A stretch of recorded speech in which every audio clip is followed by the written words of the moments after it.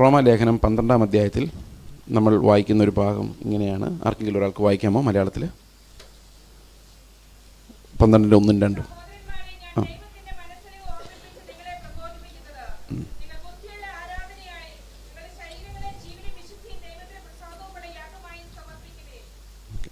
ബുദ്ധിയുള്ള ആരാധനയായി ശരീരങ്ങളെ ജീവനും വിശുദ്ധിയുമുള്ള യാഗമായി സമർപ്പിക്കുവിൻ. അടുത്ത വാക്യം.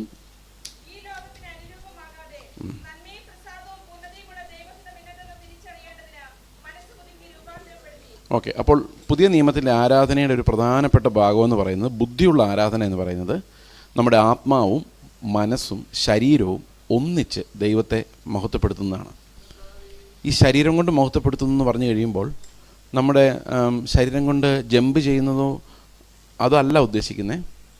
നമ്മുടെ ശരീരത്തിൻ്റെ ഓരോ അവയവങ്ങളും യാഗമായി ആ ഭൂമിയിലെ അവയവങ്ങൾ മരിപ്പിക്കപ്പെട്ട് ക്രിസ്തുവിൻ്റെ രാജ്യത്വത്തിന് മുമ്പിൽ നമ്മുടെ ഭൂമിയിലെ അവയവങ്ങൾ മരിക്കുന്ന ആ ഒരു സ്റ്റേജാണ് ആ സാക്രിഫൈസ്, യാഗമായി സമർപ്പിക്കുവിൻ എന്ന് പറയുന്നത്.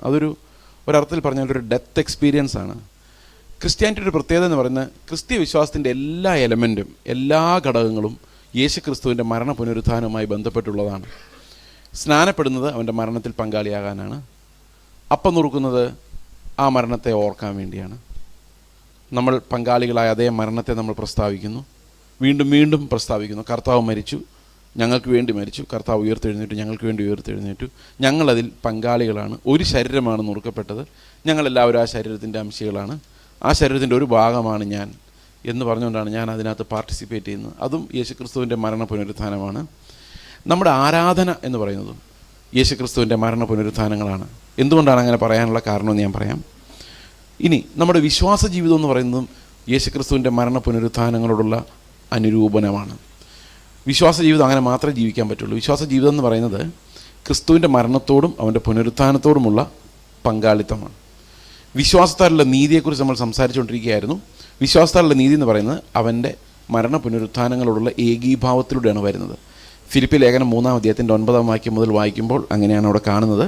ഞാൻ ക്രിസ്തുവിനെ നേടേണ്ടതിനും ന്യായപ്രമാണത്തിനുള്ള എൻ്റെ സ്വന്തം നീതിയല്ല, വിശ്വാസത്താൽ ദൈവം വിശ്വസിക്കുന്നവർക്ക് നൽകുന്ന നീതി, ക്രിസ്തുവിങ്കലുള്ള വിശ്വാസം മൂലം ദൈവം വിശ്വസിക്കുന്നവർക്ക് നൽകുന്ന നീതി തന്നെ ലഭിച്ച് അവനിലിരിക്കേണ്ടതിനും. അടുത്ത വാക്യം 10-ാം വാക്യം, അവൻ്റെ മരണത്തോട് അനുരൂപപ്പെട്ടിട്ട് അവനെ അവൻ്റെ പുനരുത്ഥാനത്തിൻ്റെ ശക്തിയെയും അവൻ്റെ കഷ്ടാനുഭവങ്ങൾ. അപ്പോൾ നമ്മുടെ ലൈഫിൽ ഈ റൈച്ചസ്നെസ് വരണമെങ്കിലും ആ നീതിയിലേക്ക് നമ്മൾ കിടക്കണമെങ്കിലും അതിൻ്റെയും പ്രിൻസിപ്പിൾ എന്താണ്? ക്രിസ്തു നമുക്കായി മരിച്ചു, പുനരുത്ഥാനം ചെയ്തു എന്നുള്ളതാണ്. അപ്പോൾ നമ്മുടെ ലൈഫ് മുഴുവൻ യേശുക്രിസ്തുവിൻ്റെ, പുതിയ നിയമ ജീവിതം മുഴുവൻ യേശുക്രിസ്തുവിൻ്റെ മരണ പുനരുത്ഥാനങ്ങളുടെ കൺഫെഷനും ഫെയ്ത്തും അക്നോളജ്മെൻറ്റുമാണ്. ഈ new testament Christianity can be summarised in that one verse, it is no longer I but Christ who lives in me. അത് ഞാൻ എന്താ ചെയ്യുന്നത്? ഞാനല്ല, ഇനി ജീവിക്കുന്ന ക്രിസ്തു അത്രയെന്നുള്ളതിൻ്റെ പ്രഖ്യാപനം എൻ്റെ വിശ്വാസമാണ്. ആ വിശ്വാസം അവൻ്റെ മരണ പുനരുത്ഥാനങ്ങളോട് ഞാൻ ഓരോ സമയത്തും അവനോടൊപ്പം മരിക്കുകയും ഓരോ സമയത്തും അവനോടൊപ്പം ഉയർത്തെഴുന്നേൽക്കുകയും ചെയ്യുന്നുള്ള വിശ്വാസത്തിലാണ്. അപ്പോൾ നമ്മുടെ വർഷിപ്പ് അത് തന്നെയാണ്. ഞാനതാണ് നിങ്ങളോട് പറഞ്ഞു വരാൻ ആഗ്രഹിക്കുന്നത്. പഴയ നിയമത്തിലെ വർഷിപ്പ് എന്ന് പറയുന്നത് ഭാഗികമാണ്. നമുക്കറിയാം, ആദിമ കാലത്തൊക്കെ ഉള്ള ആരാധന, അബ്രഹാം ആരാധിക്കുമ്പോൾ ഒരു കല്ലെടുത്ത് വെച്ചിട്ട്, അല്ലെങ്കിൽ യാക്കോബ് ബഥേൽ എന്ന കല്ലെടുത്ത് വെച്ചിട്ട്, അല്ലെ, അങ്ങനെയൊക്കെ ആയിരുന്നു. വളരെ പ്രിമിറ്റീവ് ഫോമിൽ ദൈവം അവനോട് ഇടപെട്ടൊരു സ്ഥലത്തെ മെമ്മറൈസ് ചെയ്തുകൊണ്ട് അങ്ങനെയൊക്കെ ആയിരുന്നു. ദൈവത്തെ അവർക്ക് അത്രേ അറിയാമായിരുന്നുള്ളൂ. പിന്നീട് ഊനമില്ലാത്ത ഒരു യാഗം എന്ന ഒരു കൺസെപ്റ്റ് അവർക്ക് മനസ്സിലാവുകയും അങ്ങനെ മോശയിലൂടെ ഒരു യാഗ സിസ്റ്റം ഉണ്ടാവുകയും ചെയ്തു. അപ്പോൾ അവർ യാഗം കഴിച്ച് ദൈവത്തെ ആരാധിച്ചുകൊണ്ടിരുന്നു. മൃഗങ്ങളുടെ ബലി അർപ്പിച്ചും, അല്ലേ, അങ്ങനെയല്ലായിരുന്നോ? മൃഗങ്ങൾ, കാള, ആട്, പ്രാവ്, ഇതിനൊക്കെ അർപ്പിച്ചിട്ട് അവർ ദൈവത്തിൻ്റെ അടുത്ത് ചെന്ന് ആ മരണത്തിലൂടെ അവരുടെ പാപങ്ങൾ കഴുകിക്കളഞ്ഞ് ആ രക്തത്തിലൂടെ അവർ താൽക്കാലികമായ ശുദ്ധീകരണം പ്രാപിച്ച് അവർ അതിവിശുദ്ധ സ്ഥലത്ത് കടന്നു ചെന്ന്, മഹാപുരോഹിതൻ മാത്രം അതിവിശുദ്ധ സ്ഥലത്ത് കടന്നു ചെന്ന് ഇവരുടെ പാപങ്ങൾക്ക് വേണ്ടി കർത്താവിനോട് നിലവിളിച്ച് അവരങ്ങനെ യാഗം കഴിച്ച് ദൈവത്തെ ആരാധിച്ചിരുന്നു. കാരണം ദൈവത്തിൻ്റെ സന്നിധിയിലേക്ക് യാഗം കൂടാതെ പ്രവേശിക്കുവാൻ സാധ്യമായിരുന്നില്ല. അപ്പോൾ പഴയ നിയമത്തിൽ ആരാധന മുഴുവൻ വീണ്ടും വീണ്ടും ആവർത്തിക്കപ്പെടുന്ന യാഗങ്ങളിലൂടെയാണ് സ്ഥാപിക്കപ്പെട്ടിരിക്കുന്നത്. അങ്ങനെ ഇരിക്കുമ്പോഴാണ് യെശയ്യാവിൻ്റെ ലൈഫിലേക്ക് നമ്മൾ നോക്കുമ്പം യെശയ്യാവിൻ്റെ ലൈഫിൽ ഒരു ക്രൈസിസ് എക്സ്പീരിയൻസ് ഉണ്ടാകുന്നത്. യെശയ്യാവിൻ്റെ ലൈഫിൽ ആദ്യത്തെ 5 അധ്യായങ്ങളിൽ യെശയ്യാവ് നല്ലപോലെ വഴക്ക് പറയുന്നുണ്ട്. അല്ലേ? കാളതൻ്റെ ഉടയവനെ, കഴുതൻ്റെ യജമാൻ്റെ പുൽത്തൊട്ടി അറിയുന്നു, എൻ്റെ ജനം അറിയുന്നില്ല അല്ലെ? അങ്ങനെയൊക്കെയല്ലേ ആദ്യത്തെ ഭാഗം? ഭയങ്കരമായിട്ട് വഴക്ക് പറയുന്നുണ്ട്. ജനം ഒന്നും മര്യാദയല്ല, എല്ലാം പോക്കാണ്. അങ്ങ് കർശനമായിട്ട് വഴക്ക് പറഞ്ഞുകൊണ്ടിരിക്കുമ്പോഴാണ് 6-ാം അധ്യായത്തിൽ പെട്ടെന്ന് ഒരു ക്രൈസിസ് എക്സ്പീരിയൻസ് ഉണ്ടാകുന്നത്. അവിടെ ആ ക്രൈസിസ് എക്സ്പീരിയൻസ് എന്ന് പറയുന്നത് സ്വർഗത്തിലെ ജീവികളുടെ, സാറാഫുകളുടെ, കെരൂബുകളുടെ, ദൂതന്മാരുടെ നിസ്സഹായ അവസ്ഥയാണ് അവർ കാണുന്നത്, യെശയ്യാവ് കാണുന്നത്. ശരിക്കും അതൊരു ആരാധനയല്ല യെശയ്യാവ് കാണുന്നത്. യെശയ്യാവ് കാണുന്നത് ആ സ്വർലോക ദൂതന്മാരുടെ നിസ്സഹായ അവസ്ഥയാണ്. ദൈവത്തിൻ്റെ പെർഫെക്ഷന് മുൻപിൽ നിസ്സഹായരായിട്ട്, ദൈവത്തിൻ്റെ മുഖത്ത് നോക്കാൻ പറ്റാതെ, ദൈവത്തോടൊന്നും സംസാരിക്കാൻ പറ്റാതെ, കാല് കാണിക്കാൻ പറ്റാതെ, മുഖം മറച്ച് നിലത്ത് നിൽക്കാൻ പറ്റാതെ, ഒരു ദൂതൻ വേറൊരു ദൂതനോട് പറയുകയാണ്, സൈന്യങ്ങളുടെ ദൈവമായ കർത്താവ് പരിശുദ്ധൻ, പരിശുദ്ധൻ, പരിശുദ്ധൻ. അവർ പറയുന്നതിനകത്ത് അന്തർലീനമായി കിടക്കുന്ന ഒരു കാര്യമുണ്ട്. കണ്ണു തുറന്ന് നോക്കല്ലേ, കാല് കാണിക്കല്ലേ, അവനോടൊന്നും മിണ്ടല്ലേ, അവൻ പരിശുദ്ധൻ, പരിശുദ്ധൻ, പരിശുദ്ധൻ, അവൻ്റെ മുഖത്തേക്ക് നിങ്ങൾ നോക്കിപ്പോകല്ലേ എന്നാണ് ഈ ദൂതന്മാർ അങ്ങോട്ടും ഇങ്ങോട്ടും കമ്മ്യൂണിക്കേറ്റ് ചെയ്യുന്നത്. ഇവിടെ യെശയ്യാവ് പോയി നിൽക്കുന്ന പൊസിഷൻ എന്താണെന്നറിയോ? എല്ലാത്തിനെയും വഴക്ക് പറഞ്ഞിട്ട് ഞാനാണ് വിശുദ്ധൻ എന്നുള്ള രീതിയിലാണ് പോയി നിൽക്കുന്നത്.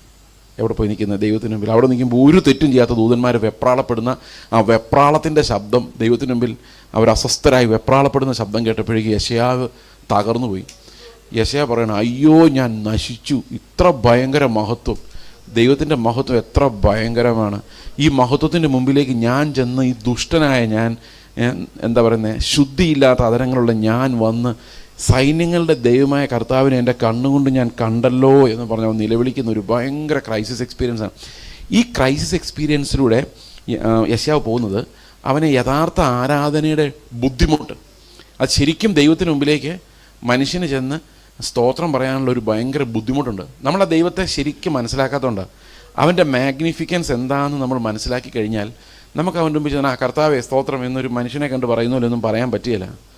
പക്ഷെ നമ്മളത് വളരെ കാഷ്വലായിട്ട് എടുത്തുകൊണ്ട് ഈ ദൈവത്തെ ആരാധിക്കുന്നതിനകത്ത് നമ്മൾ ആ ഗൗരവം, എത്ര വലിയ ദൈവത്തിന് മുമ്പിലാണ് നിൽക്കുന്നതെന്നുള്ളത് നമ്മൾ പലപ്പോഴും മറന്നുപോകും. കാരണം ഈ എന്താ പറയുന്നത്, ഫെമിലിയാരിറ്റി ബ്രീഡ്സ് കണ്ടംപ്റ്റ് എന്നൊരു ചൊല്ലുണ്ട് ഇംഗ്ലീഷിൽ. അതായത് എപ്പോഴെപ്പോഴും കാണുന്നതിനോട് നമുക്കൊരു ഗൗരവം നഷ്ടപ്പെടുന്നുള്ളതുകൊണ്ട് എപ്പോഴെപ്പോഴും ബൈബിൾ പിടിക്കുന്നു, എപ്പോഴെപ്പോഴും പ്രസംഗിക്കുന്നു, എപ്പോഴെപ്പോഴും കേൾക്കുന്നു, എപ്പോഴെപ്പോഴും സ്തോത്രം പറയുന്നു, അങ്ങോട്ട് പോകുമ്പോഴെല്ലാം സ്തോത്രം പറയുന്നു, വരുന്ന വഴിക്ക് എല്ലാം സ്തോത്രം സ്തോത്രം സ്തോത്രം എന്ന് പറഞ്ഞിട്ടിരിക്കുന്നു. അവസാനം സ്തോത്രം പറയുന്നതിന് വലിയ വിലയൊന്നും ഇല്ലാതായി പോകുന്നു. എന്നാൽ പിന്നെ എല്ലാവരും സ്തോത്രം ചെയ്യേണ്ടതെന്ന് വെച്ചാൽ ചെയ്യുകയും വേണം താനും, അല്ലേ? അപ്പോൾ ഈ വില പോകാതെ സ്തോത്രം ചെയ്യണം. അതെങ്ങനെ വില പോകാതെ സ്തോത്രം ചെയ്യണമെന്ന് വെച്ച് കഴിഞ്ഞാൽ ദൈവം ആരാണെന്നുള്ളത് എപ്പോഴും നമ്മുടെ മുമ്പിൽ ഇങ്ങനെ വെളിപ്പെട്ട് വന്നുകൊണ്ടേയിരിക്കണം. അപ്പോൾ ദൈവം ആരാണ്, ദൈവത്തിന് മുമ്പിൽ നമ്മൾ എന്താണ് എന്ന് മനസ്സിലാക്കി കഴിയുമ്പം ആ ഒരു ബലഹീനതയിലേക്ക് നമ്മൾ പ്രവേശിക്കും. പഴയ നിയമത്തിലും എല്ലായിടത്തും വിശുദ്ധന്മാരുടെ കഥ പറയുമ്പോൾ അവരെല്ലാ ബലഹീനതകളിൽ പ്രവേശിച്ചായിട്ട് നമുക്ക് കാണാം. യെശയ്യാവ് മാത്രമല്ല, ദൈവത്തെ ആരെല്ലാം കണ്ടിട്ടുണ്ടോ അനുഭവിച്ചിട്ടുണ്ടോ അവരെല്ലാം ബലഹീനരായി മാറുന്നത് നമുക്ക് കാണാൻ പറ്റും. ഇയ്യോബ് ഭയങ്കര നീതിമാനായ മനുഷ്യനായിരുന്നു. ഇയ്യോബിൻ്റെ ഒരു തെറ്റും സാത്താൻ പോലും കണ്ടെത്തിയിരുന്നില്ല. സാത്താൻ തെറ്റ് കണ്ടെത്താത്ത ആരുമില്ല. മോശയുടെ തെറ്റ് കണ്ടെത്തിയായിരുന്നു. മഹാപുരോഹിതനായ യോശുവയുടെ വസ്ത്രത്തിൽ കറയുണ്ട് എന്ന് അവൻ കണ്ടുപിടിച്ചിരുന്നു. അവൻ എല്ലാറ്റിനും മേലെ ഒരു അവകാശം സ്ഥാപിക്കാൻ ശ്രമിക്കുന്നവനും ഏത് മനുഷ്യൻ്റെയും പാപം കണ്ടുപിടിക്കാൻ കഴിയുന്നവനാണ്. അതിലും മിടുക്കന്മാരായ ആൾക്കാരുണ്ട് കുറ്റം കണ്ടുപിടിക്കുന്നതിൽ. പക്ഷെ അവർ മടുത്തു പോയാലും സാത്താൻ മടുത്തു പോകില്ല. ഇപ്പോൾ കുറ്റം കണ്ടുപിടിച്ചുകൊണ്ടിരിക്കുന്ന ആൾക്കാർ ആരുടെ പിള്ളേരായിരിക്കുള്ളൂ? ഈ അപവാദിയുടെ പിള്ളേരായിരിക്കുള്ളൂ. ഓക്കെ, അപ്പം ഏറ്റവും കൂടുതൽ കുറ്റം കണ്ടുപിടിക്കാൻ കഴിവുള്ള ആളാരാ? അവരുടെ എല്ലാ അപ്പനായ സാത്താൻ. പക്ഷെ ആ സാത്താന് പോലും ഇയ്യോബിൻ്റെ ഒരു കുറ്റം കണ്ടുപിടിക്കാൻ പറ്റിയില്ല. ഭയങ്കര അത്ഭുതമല്ലേ? യേശുക്രിസ്തുവിൻ്റെ കാര്യം ഓക്കെ, ഇല്ല, കുറ്റം ഇല്ല. പക്ഷെ ഇയ്യോബിൻ്റെ കുറ്റം കണ്ടുപിടിക്കാൻ പറ്റിയില്ല എന്നുള്ളതാണ് സാത്താൻ്റെ ഹെൽപ്ലെസ്നെസ്. ഇയ്യോബിന് പാപം ഉണ്ടായിരുന്നോ? മനുഷ്യരായി ജനിച്ച എല്ലാവർക്കും, ആദാമിൽ നിന്നുണ്ടായ സകലർക്കുടെ ഉള്ളിൽ എന്തുണ്ട്? പാപമുണ്ട്. പക്ഷേ ഈ ഇയ്യോബിൻ്റെ പാപം എന്ന് പറയുന്നത് സാത്താന് കണ്ടുപിടിക്കാൻ പറ്റാത്തൊരു പ്രത്യേക തരം പാപമായിരുന്നു. അത് ഇയ്യോബിന് ഒരിക്കലും മനസ്സിലാവില്ലായിരുന്നു. സാത്താൻ ഒരിക്കലും പിടികിട്ടില്ലായിരുന്നു. ഇയ്യോബിൻ്റെ കൂടെ നടന്ന സുഹൃത്തുക്കൾക്ക് ഒരിക്കലും പിടികിട്ടില്ലായിരുന്നു. ഇയ്യോബിൻ്റെ സുഹൃത്തുക്കൾ പറഞ്ഞ് നീ എന്തോ ചെയ്തിട്ടുണ്ട്, എന്തോ ഒപ്പിച്ചിട്ടുണ്ട്, അല്ലെങ്കിൽ ഇങ്ങനെ വരികയല്ല, ദൈവം ഭയങ്കര നീതിമാനാണ്, അതെന്താന്ന് മാത്രം ഒരു പിടിയും കിട്ടുന്നില്ല. അപ്പോൾ ഇയ്യോബിൻ്റെ സുഹൃത്തുക്കൾ പറഞ്ഞതിനകത്ത് ഒരു കുഴപ്പമുള്ളതെന്ന് വെച്ചാൽ നിനക്ക് അബദ്ധം വന്നു, എനിക്ക് വന്നില്ല. അതിനർത്ഥം നീ എന്നെക്കാളും കൂടുതലായി എന്തോ ദ്രോഹം ചെയ്തിട്ടുണ്ടെന്ന്. അവിടെയാണ് പ്രശ്നം. പക്ഷെ ഇയ്യോബ് പാപിയാണെന്ന് ഇയ്യോബിനെ മനസ്സിലാക്കാൻ ദൈവത്തിന് ഒരു വഴി ഉണ്ടായിരുന്നുള്ളൂ. എന്താണെന്നറിയോ? അവനെ തകർക്കുക. നിങ്ങൾ വിചാരിക്കുന്ന സാത്താൻ്റെ ഇഷ്ടം അനുസരിച്ചാണ് ഇയ്യോബിനെ തകർത്തതെന്നാണോ? നോ. സാത്താൻ പറയുന്നത് കേൾക്കുന്ന ആളല്ല ദൈവം. ദൈവം സാത്താനെ വെച്ച് ഇയ്യോബിനെ അവൻ്റെ പാപത്തെ ബോധ്യപ്പെടുത്തി കൊടുക്കുമായിരുന്നു. എന്തായിരുന്നു ഇയ്യോബിൻ്റെ പാപം? ഇയ്യോബിൻ്റെ പുസ്തകം 42:5 മുതലുള്ള വാക്യങ്ങൾ ഇങ്ങനെ പറയുന്നത്. ഇയ്യോബ് ദൈവത്തോട് പറയുകയാണ്, ഞാൻ നിന്നെക്കുറിച്ച് ഒരു കേൾവി മാത്രമേ കേട്ടിരുന്നുള്ളൂ, ഇപ്പോഴോ ഞാൻ എൻ്റെ കണ്ണുകൊണ്ട് നിന്നെ കാണുന്നു. ആകയാൽ ഞാൻ എന്നെ തന്നെ വെറുത്ത് പൊടിയിലും ചാരത്തിലും കിടന്ന് അനുതപിക്കുന്നു. എഴുതിക്കുന്ന repent in dust and ashes. ഈ ശരിക്കും അവിടെ പറഞ്ഞിരിക്കുന്ന ഡസ്റ്റും ആഷസും എന്താണ്? ഈ കത്തിച്ചിടുന്ന സ്ഥലമല്ലേ അല്ലേ? ചാരം എവിടെ ഉണ്ടാകുന്നത്? പൊടിയിലും ചാരവും എവിടെ ഉണ്ടാകുന്നത്? വേസ്റ്റ് സാധനങ്ങളിട്ട് കത്തിക്കുന്ന സ്ഥലം.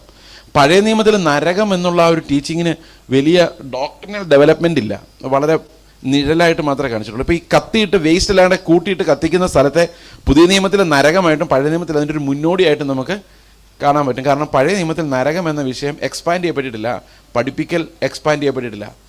അങ്ങനെ എക്സ്പാൻഡ് ചെയ്ത് പഠിപ്പിക്കാൻ പറ്റില്ലായിരുന്നു. അതിന് വേറെ കാരണങ്ങളുണ്ട്. അപ്പോൾ ഇയ്യോബ് സത്യത്തിൽ ദൈവത്തോട് എന്താ പറയുന്നറിയോ? എൻ്റെ ദൈവമേ, ഞാൻ നിന്നെ കണ്ടുപോയതുകൊണ്ട് എന്നെ നീ വിട്ട് നരകത്തിലേക്ക് വിട്ടേക്ക്. എനിക്ക് നിൻ്റെ മുമ്പിൽ നിൽക്കാനൊരു നിവൃത്തിയില്ല. ഞാൻ പാപിയായൊരു മനുഷ്യനാണ്. ഈ ഒരു ബ്രോക്കൺനെസ് ഇല്ലാത്ത ആരും ദൈവത്തിന് മുമ്പിൽ നിന്നിട്ടില്ല. നിങ്ങൾ പത്രോസിൻ്റെ കഥ അറിയാമല്ലോ. രാത്രി മുഴുവൻ മീൻ പിടിക്കാൻ പോയ പത്രോസ് രാവിലെ ആയപ്പോൾ കർത്താവിനോട് പറഞ്ഞു, എന്ത് പറഞ്ഞു? ആഴത്തിലേക്ക് നീക്കി വല വീശാൻ പറഞ്ഞു. ആഴത്തിലേക്ക് നീക്കി വല വീശിയപ്പം പെരുത്ത മീൻകൂട്ടം പത്രോസിൻ്റെ വലയിൽ കയറി. ഒത്തിരി പ്രശ്നങ്ങളോട്ടാണ് പത്രോസ് അന്ന് രാവിലെ ഇറങ്ങിയത്. വീട്ടിലെ പ്രശ്നം, അമ്മായിമ്മ ഉണ്ടല്ലേ, പത്രോസിന് അമ്മായിമ്മയും കുടുംബമൊക്കെ ഉണ്ട്. അപ്പം അമ്മായിമ്മയ്ക്ക് ഇടയ്ക്കിടയ്ക്ക് പനി വരുന്ന പ്രശ്നമുണ്ട്. അപ്പം കാശ് കയ്യിലാകെയുള്ള വരുമാനം മീൻ പിടിക്കുന്നത്. രാത്രി മുഴുവൻ അലഞ്ഞിരിഞ്ഞിട്ടൊരു മീനും കിട്ടിയില്ല. രാവിലെ എഴുന്നേറ്റ് കർത്താവ് പറഞ്ഞു. അപ്പോൾ പിന്നെ കർത്താവ് നമ്മുടെ പടകിലുണ്ടെങ്കിൽ എന്ത് സംഭവിക്കും? പക്ഷേ പത്രോസ് മീനൊന്നും കണ്ടില്ല. പത്രോസ് കണ്ടത് രാത്രിയിലൊന്നും അവിടെ മീനില്ലായിരുന്നു. ഇത് വലിയൊരു കടലൊന്നുമല്ലേ, ഗലീല തടാകമാണ്. ഒരു കടൽ പോലെ കിടക്കുന്ന ഒരു തടാകമാണ്. അവിടെ എങ്ങും രാത്രി മീനില്ല എന്നുള്ള കാര്യം പത്രോസിനറിയാം. അപ്പോൾ രാവിലെ ഇത്രയും മീൻ എവിടെ നിന്ന് വന്നു? ഇല്ലാത്തടത്തു നിന്നുള്ളതിനെ വിളിച്ചു വരുത്താൻ പറ്റുന്ന ദൈവത്തിന് മുമ്പിലാണ് ഞാൻ നിൽക്കുന്നതെന്ന് മനസ്സിലായപ്പം പത്രോസിന് മീനും വേണ്ട. അത് ആ മീൻ ആര് കൊണ്ടുപോയി എന്നറിയാൻ മേല. അത് വിറ്റോ പൈസയാക്കിയോ. നമ്മളാണെ പറഞ്ഞേനെ, ഈ മീനിൻ്റെ 10% ഞാൻ നിനക്ക് ഉറപ്പായിട്ടും തരാം, നാളെ നീ എൻ്റെ കൂടെ മീൻ പിടിക്കാൻ വരണേന്ന് കർത്താവിനോട് പറഞ്ഞേനെ. നമ്മളങ്ങനെയാണ് നമ്മുടെ ഒരു പരിപാടി. പക്ഷെ പത്രോസ് എന്താ പറഞ്ഞേ? പത്രോസ് പറഞ്ഞ, മേലാ നീ എൻ്റെ അടുത്ത് വന്നേക്കല്ലേ, മീൻ കിട്ടിയില്ലേലും കുഴപ്പമില്ല, ഞാൻ പാപിയായൊരു മനുഷ്യനാണ്, ദൈവമേ നിൻ്റെ മുമ്പിൽ നിൽക്കാൻ ഞാൻ യോഗ്യനല്ല. ഇത് അപ്പോൾ ദൈവത്തെ ശരിക്കും നമ്മൾ കണ്ടിട്ടുണ്ടെങ്കിൽ we all will become broken. നമ്മൾ ഒടിഞ്ഞു പോവും, തകർന്നു പോകും. നമ്മുടെ നീതിമാനെന്ന് പറഞ്ഞ് നമുക്ക് നിൽക്കാൻ പറ്റത്തില്ല. കാരണം when we are exposed to that magnificence നമ്മുടെ അകം പൊടിഞ്ഞു പോകും. അപ്പോൾ വർഷിപ്പ് എന്ന് പറയുന്നത് ബേസിക്കലി നമ്മുടെ ബ്രോക്കൺനെസ്സിൽ നിന്നാണ്. അതുകൊണ്ടാണ് പഴയ നിയമത്തിലെല്ലാം യാഗം കഴിച്ചൊരു മൃഗം നശിച്ച് പെടഞ്ഞ് അതിൻ്റെ മേധസ് എടുത്ത് വെളിയിൽ വെക്കുന്നത് എന്താണെന്ന് വെച്ച് കഴിഞ്ഞാൽ the best thing is broken എന്ന് കാണിക്കാൻ വേണ്ടിയാണ്. അപ്പോൾ പഴയ നിയമത്തിലെ ആരാധനകളെല്ലാം അങ്ങനെയാണ്. ഇനി യെശയ്യാവിൻ്റെ ജീവിതത്തിൽ വന്ന വലിയൊരു പരിവർത്തനം എന്താണെന്ന് ചിന്തിക്കാം. യെശയ്യാവ് സിംഹാസനത്തിലിരിക്കുന്നതായി കണ്ടത് ആരെയാണ്? പിതാവിനെയാണോ പുത്രനെയാണോ? പുത്രനെയാണ്, പിതാവിനെ അല്ല. അതെങ്ങനെ നമുക്ക് മനസ്സിലാകുന്നത്? ഈ സൈന്യങ്ങളുടെ ദൈവമായ യഹോവ എന്നവിടെ പറഞ്ഞിരിക്കുന്നത് യേശുക്രിസ്തുവിനെ കുറിച്ചാണ്. അതെന്തുകൊണ്ടാണെന്ന് വെച്ച് കഴിഞ്ഞാൽ യോഹന്നാൻ്റെ സുവിശേഷം 12-ാം അധ്യായത്തിൻ്റെ 37 മുതലുള്ള വാക്യങ്ങൾ ഒന്ന് വായിക്കാമോ?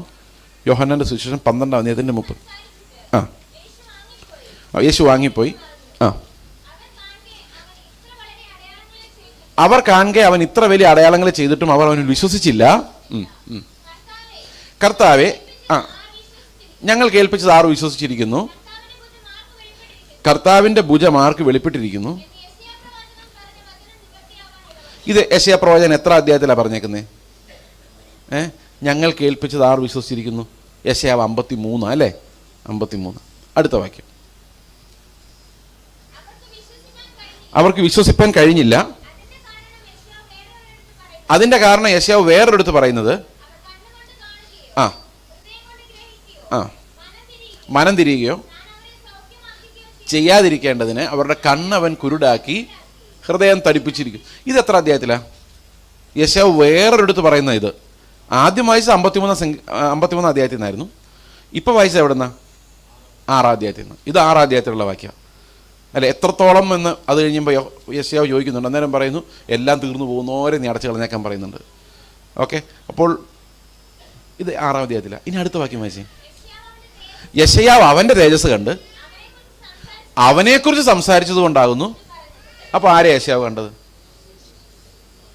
നമ്മൾ തുടങ്ങിയത് എങ്ങനെ? 37 വാക്യത്തിൽ തുടങ്ങിയത് അവർ കാണുക അവൻ ഇത്ര വളരെ അടയാളങ്ങളെ ചെയ്തുവെങ്കിലും അവർ അവനിൽ. അപ്പം അവൻ ആരാ? യേശുവ.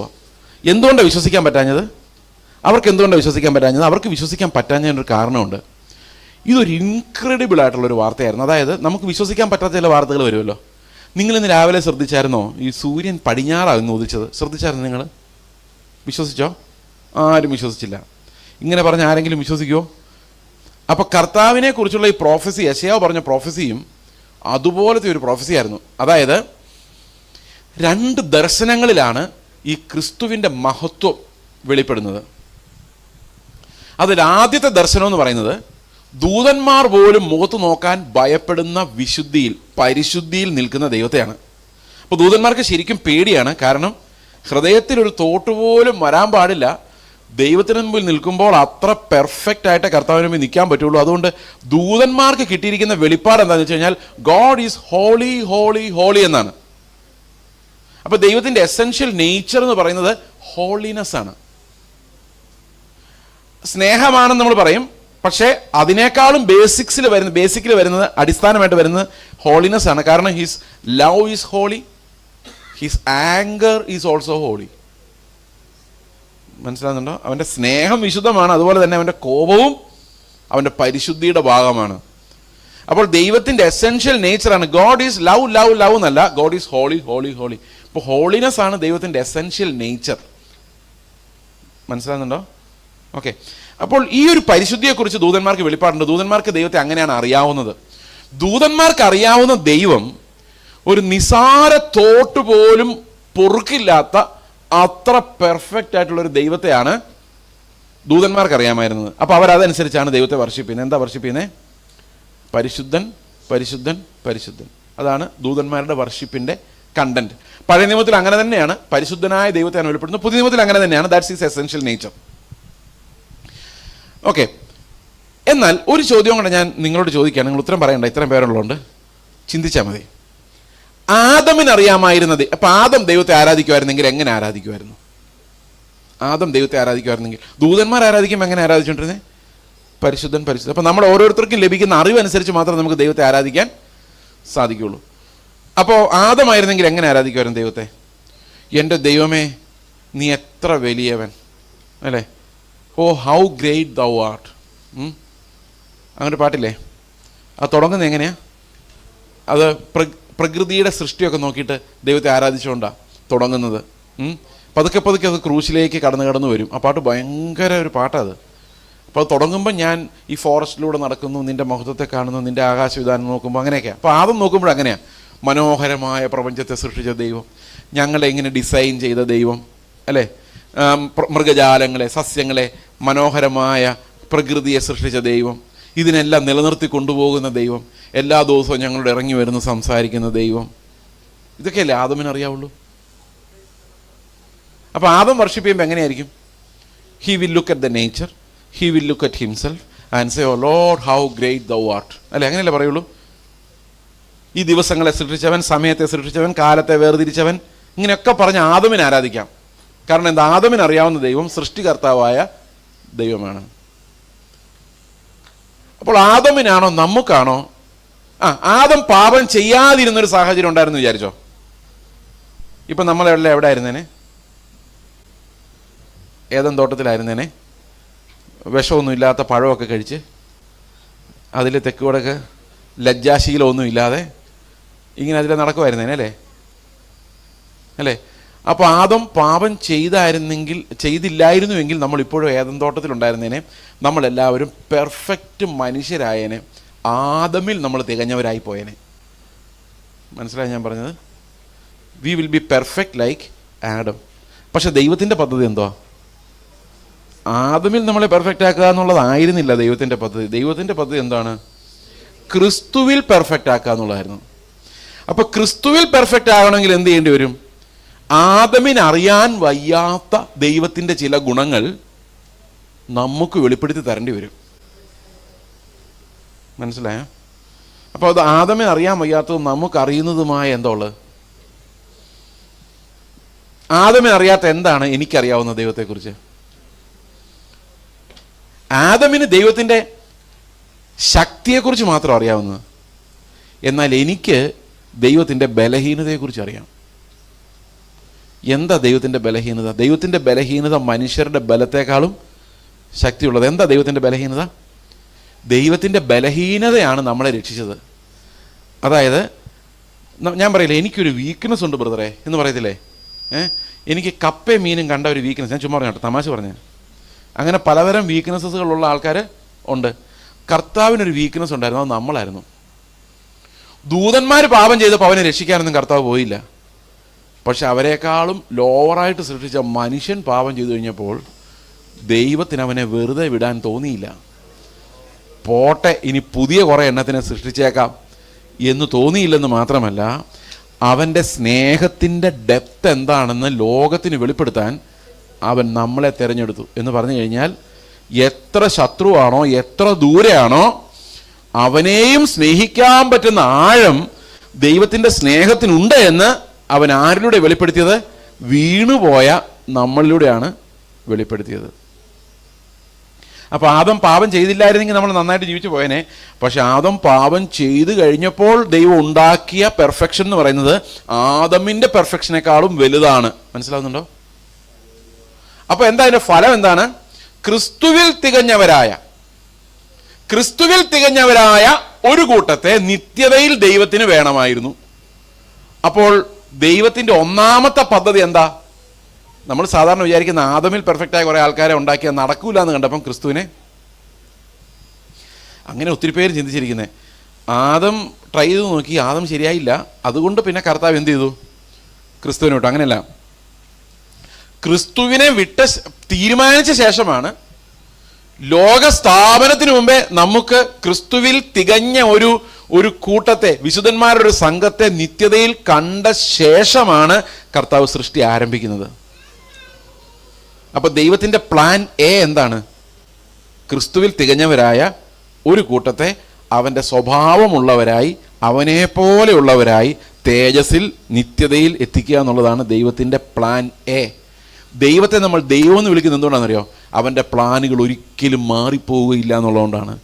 നമ്മൾ രാവിലെ ഒരു പ്ലാൻ ഇടും, അതൊന്നും നടക്കാൻ സാധ്യതയില്ല, പ്ലാൻ മാറ്റും, അല്ലേ? അപ്പോൾ വേറൊരു പ്ലാൻ ഇടും, അതും മനുഷ്യൻ്റെ കാര്യം അങ്ങനെയാണ്. എന്നാൽ ദൈവം അങ്ങനെയല്ല. ദൈവം ഒരു പ്ലാൻ ഇട്ടാൽ അത് നടപ്പാക്കാൻ കഴിയുന്നവനായതുകൊണ്ടാണ് നമ്മൾ അവനെ ദൈവം എന്ന് വിളിക്കുന്നത്. He can plan and execute those plans. അപ്പോൾ എനിക്ക് കർത്താവിനെ കുറിച്ച് അറിയാവുന്ന കാര്യം ആദമിന് ഒരിക്കലും അറിയാൻ പറ്റില്ലായിരുന്നു. അപ്പോൾ ഏറ്റവും ബലഹീനമായൊരു സാഹചര്യത്തെ, മനുഷ്യർ വരുത്തി വെച്ച ഏറ്റവും വലിയ അപകടകരമായൊരു സാഹചര്യത്തെ ദൈവം അവൻ്റെ മനോഹരത്വം വെളിപ്പെടുത്താനാണ് ഉപയോഗിക്കുന്നത്. മനസ്സിലാകുന്നുണ്ടോ? ഇനി കാൽവരി ക്രൂശിലേക്ക് നോക്കിക്കേ. യേശു ക്രിസ്തു കാൽവരി ക്രൂശിൽ മരിക്കുന്നതിനകത്ത് രണ്ട് കാഴ്ചകളുണ്ട്. ഒന്നാമത്തെ കാഴ്ച മനുഷ്യന് ദൈവത്തോടുള്ള മനോഭാവമാണ്. അവിടെ മനുഷ്യൻ്റെ മുഴുവൻ കോപവും ദൈവത്തിൻ്റെ മേലാ, ദൈവത്തോടാ. അതുകൊണ്ട് എന്താ ചെയ്യുന്നത്? ഈ മനുഷ്യരെല്ലാം കൂടെ അവനെ ക്രൂശിക്കുക എന്ന് പറഞ്ഞ് ആർത്തു വിളിച്ച് ലോകത്തിൽ ഏറ്റവും വലിയ പാപം കമ്മിറ്റ് ചെയ്യുന്ന കാൽവരി ക്രൂശിലാ, അല്ലേ? ആണോ? ആ കാൽവരി ക്രൂശിൽ തന്നെയാണ് കർത്താവ് ആരാണെന്ന് നമുക്ക് വെളിപ്പെടുത്തി കിട്ടുന്ന നന്മയും വെളിപ്പെടുന്നത്. കാരണം കർത്താവ് പറയാണ്, മനുഷ്യൻ്റെ ക്രൂരതയുടെ നടുവിലാണ് കർത്താവ് പറയുന്നത് ഐ സ്റ്റിൽ ലവ് യു എന്ന് പറയുന്നത്. അപ്പോൾ ആലോചിച്ച് നോക്കിക്കേ, ദൈവം എന്ത് ചെയ്യുന്നു? ഏറ്റവും ഇരുളായതിനെ ദൈവം എന്ത് ചെയ്യുന്നു? ഏറ്റവും മനോഹരമാക്കി മാറ്റുന്നു. അതുപോലെ തന്നെ മനുഷ്യൻ്റെ അനുസരണക്കേടിനെ ദൈവം എന്ത് കാരണമാക്കി മാറ്റി? നമ്മെ എല്ലാവരെയും ക്രിസ്തുവിൽ തികഞ്ഞവരാക്കാൻ വേണ്ടിയുള്ള ഒരു പ്രോസസ്സിൻ്റെ ഭാഗമാക്കി കർത്താവ് അതിനെ മാറ്റിയെടുത്തു. അതാണ് എല്ലാ നന്മയ്ക്കായി കൂടി വ്യാപരിപ്പിക്കുവാൻ കഴിവുള്ള ദൈവം എന്ന് നമ്മൾ പറയുന്നത്. ഇനി യെശയ്യാവിന് എന്ത് സംഭവിച്ചു എന്ന് നമുക്ക് നോക്കാം. യെശയ്യാവ് അതിന് ശേഷവും ഇസ്രായേൽ മക്കളെ വഴക്കൊക്കെ പറയുന്നുണ്ട് 6 അധ്യായത്തിന് ശേഷവും. പക്ഷെ ഒരു വ്യത്യാസമുണ്ട്. എന്താ വ്യത്യാസം എന്നറിയോ? 7 അധ്യായം മുതലാണ് യേശു ക്രിസ്തുവിനെ കുറിച്ചുള്ള പ്രവചനം യെശയ്യാവ് പറഞ്ഞു തുടങ്ങുന്നത്. 7 അധ്യായത്തിലാണ് പറയുന്നത് കന്യക ഗർഭിണിയായ ഒരു മകനെ പ്രസവിക്കും. അപ്പോൾ യേശുവിനെ കുറിച്ച് പറഞ്ഞു തുടങ്ങുന്നതിന് മുമ്പ് യെശയ്യാവിന് എന്താ ആവശ്യമായിരുന്നു? ഒരു ബ്രോക്കൺനെസ്, ഒരു നിലവിളി ആവശ്യമായിരുന്നു. ഞങ്ങൾക്കൊരു രക്ഷകനെ വേണം. ഉപദേശിച്ചാലൊന്നും നന്നാകുന്ന ഒരു ജനമല്ല ഇത്. ഞങ്ങളെല്ലാം ശുദ്ധിയില്ലാത്തവരാണ്. ഞാൻ ശുദ്ധിയില്ലാത്തവനാണ്. ശുദ്ധിയില്ലാത്ത ജനങ്ങളുടെ നടുവിലാണ് ഞാൻ വസിക്കുന്നത്. ഞങ്ങൾക്കൊരു രക്ഷകനില്ലാതെ പറ്റുകയില്ല എന്ന് യെശയ്യാവിന് മനസ്സിലാകണമായിരുന്നു. യെശയ്യാവ് അത് മനസ്സിലാക്കിയ ശേഷമാണ് യേശു ക്രിസ്തുവിനെ കുറിച്ചുള്ള വെളിപ്പാടുകൾ യെശയ്യാവിന് കൊടുക്കുന്നത്. 7 അധ്യായത്തിലാണ് പറയുന്നത് യേശു ക്രിസ്തുവിനെ കുറിച്ചുള്ള ഫസ്റ്റ് പ്രൊഫസി. യെശയ്യാവ് പറയുന്നത് കന്യക ഗർഭിണിയായ ഒരു മകനെ പ്രസവിക്കും. 9 അധ്യായത്തിൽ പറയും നമുക്കൊരു ശിശു ജനിച്ചിരിക്കുന്നു. ഇനി അങ്ങോട്ട് മുഴുവൻ മെസ്സിയാനിക്കാം. അതായത് യെശയ്യാവിൻ്റെ പ്രവചനത്തിലാണ് ഏറ്റവും സ്ട്രോങ് ആയിട്ടുള്ള മെസ്സിയാനിക് പ്രോഫസീസ് വരുന്നത്. ഇനി ഇതിനകത്ത് അവിശ്വസനീയമായ കാര്യം എന്തായിരുന്നു നമുക്ക് ഒന്നുകൂടെ നോക്കാം. എന്തായിരുന്നു അവിശ്വസനീയമായ കാര്യം? 2 വിഷൻസാണ് യോഹന്നാൻ എടുത്തു പറയുന്നത്. 12 അധ്യായത്തിൽ അതിൻ്റെ 37 മുതലുള്ള വാക്യങ്ങൾ നമ്മൾ വായിച്ച വാക്യങ്ങളിൽ യെശയ്യാവിൻ്റെ പ്രവചനത്തിലുള്ള 2 പ്രധാനപ്പെട്ട വാക്യങ്ങളെയാണ് എടുത്തു പറയുന്നത്. ഒന്ന് അതിമഹത്വമേറിയ ഒരു കാഴ്ചയാണ്. അവിടെയാണ് ക്രിസ്തുവിനെ ദൂതന്മാർ കാണുന്നത്. എന്നാൽ 2ാമത്തെ കാഴ്ച ഇതേ കർത്താവ് 53 അധ്യായത്തിലേക്ക് വരുമ്പോഴേക്കും കണ്ടാൽ ആളല്ലെന്ന് തോന്നുമാർ തകർക്കപ്പെട്ടവനായി നമ്മളെ അന്വേഷിച്ചുകൊണ്ട് അലഞ്ഞു തിരിഞ്ഞ് വിശന്ന് ദാഹിച്ച് വിയർത്ത് അധ്വാനിച്ച് ചേസിനെ അന്വേഷിച്ചുകൊണ്ട് ഈ മരുഭൂമിയിലൂടെ നടക്കുന്ന കാഴ്ചയാണ് ഈ 2ാമത്തെ കാഴ്ച. ഈ യെശയ്യാവ് പറയാം, ഇത് ഞങ്ങൾ പോയി പറഞ്ഞ് ആര് വിശ്വസിക്കും? ഈ കർത്താവ് ഇങ്ങനെ മനുഷ്യനെ തേടി ഇത്ര മഹത്വവാനായ ദൈവം, ദൂതന്മാർ പോലും കിടുകിട വിറയ്ക്കുന്ന ദൈവം ഈ റോഡിലൂടെ വിശന്ന് ദാഹിച്ച് മനുഷ്യനെ തപ്പി നടന്നു എന്ന് പറഞ്ഞു കഴിഞ്ഞാൽ ഇതൊക്കെ ഞങ്ങൾ പറഞ്ഞാൽ ആരെങ്കിലും വിശ്വസിക്കുമോ എന്നാണ്. അപ്പോൾ ഇവൻ എന്തുകൊണ്ടാണ് യേശുക്രിസ്തുവിൽ വിശ്വസിക്കാൻ പറ്റാതെ പോയത്? സാധാരണ മനുഷ്യനെ പോലെ കർത്താവ് ജീവിച്ചു, സാധാരണ മനുഷ്യനെ പോലെ സംസാരിച്ചു. ദൈവം ഇങ്ങനെ വരുമോ എന്ന് ജനങ്ങൾ അമ്പരന്നു പോയി. കാരണം അത്ര അമ്പരപ്പിക്കുന്ന ഒരു കാഴ്ചയായിരുന്നു യേശു നമുക്ക് വേണ്ടി ഇറങ്ങി ഭൂമിയിലൂടെ നടന്നത്. അത് അവിശ്വസനീയമായിരുന്നു. അപ്പോൾ യെശയ്യാവാണ് ഈ അവിശ്വസനീയമായ റിപ്പോർട്ട് എന്ന് പറയുന്നത് സാൽവേഷനെ കുറിച്ചാണ്. പൗലോസ് പറയുന്നത് ഈ മർമ്മം എന്താണെന്ന് അവർക്കെല്ലാം അറിഞ്ഞിരിക്കുമായിരുന്നു, അത് ഞങ്ങൾക്കാണ് വെളിപ്പെട്ട് കിട്ടിയത്, അതുകൊണ്ട് ഞങ്ങൾ ദൈവത്തെ സ്തുതിക്കുന്നു. അപ്പോൾ വലിയൊരു മർമ്മം പഴയ നിയമം മുതൽ കർത്താവിൻ്റെ നീതി അവൻ്റെ കുഞ്ഞാടിലൂടെ വെളിപ്പെടുത്തുന്ന ഒരു മർമ്മം പഴയ നിയമത്തിലെല്ലാം വെളിപ്പെട്ട് അത് പുതിയ നിയമത്തിലാണ് വെളിപ്പെട്ട് വരുന്നത്, പഴയ നിയമത്തിൽ മറഞ്ഞിരുന്ന മർമ്മം. ഇനി എന്താണ് വർഷിപ്പ്? പുതിയ നിയമത്തിൽ എങ്ങനെയാണ് നമ്മൾ വർഷിപ്പ് ചെയ്യുന്നത്? How much do we know the load? നമ്മൾ ദൈവത്തെ നമുക്ക് എന്തുമാത്രം അറിയാം? എന്താണ് പുതിയ നിയമത്തിൻ്റെ ആരാധന? ദൂതന്മാർക്ക് എന്തെങ്കിലും മാറ്റം വന്നിട്ടുണ്ടോ നമുക്ക് നോക്കാം. പുതിയ നിയമത്തിലായപ്പോഴേക്കും എന്തെങ്കിലും മാറ്റം വന്നിട്ടുണ്ടോ? ദൂതന്മാർ പണ്ടതുപോലെ തന്നെയാണോ വർഷിപ്പ് ചെയ്യുന്നത്? വെളിപ്പാട് പുസ്തകം നോക്കി, വെളിപ്പാട് പുസ്തകം 5-ാം അധ്യായത്തിൽ ദൂതന്മാരുടെ ഒരു വർഷിപ്പുണ്ട്. നമുക്ക് നോക്കാം എവിടെ എന്ത് മാറ്റമാണ് സംഭവിച്ചിരിക്കുന്നത്. വെളിപ്പാട് പുസ്തകം 5-ാം അധ്യായത്തിൽ അതിൻ്റെ 7-ാം വാക്യം.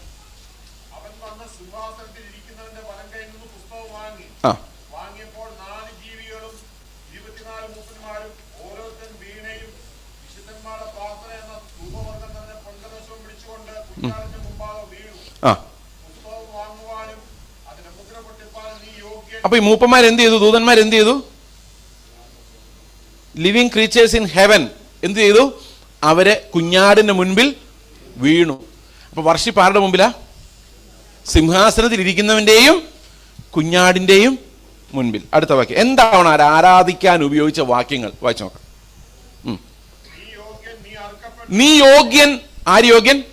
കുഞ്ഞാട് യോഗ്യൻ.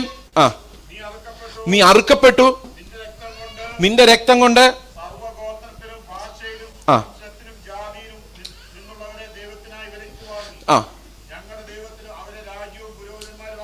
ഞങ്ങളുടെ ദൈവത്തിന് അവരെ രാജ്യവും പുരോഹിതന്മാരും ആക്കി വെച്ചു.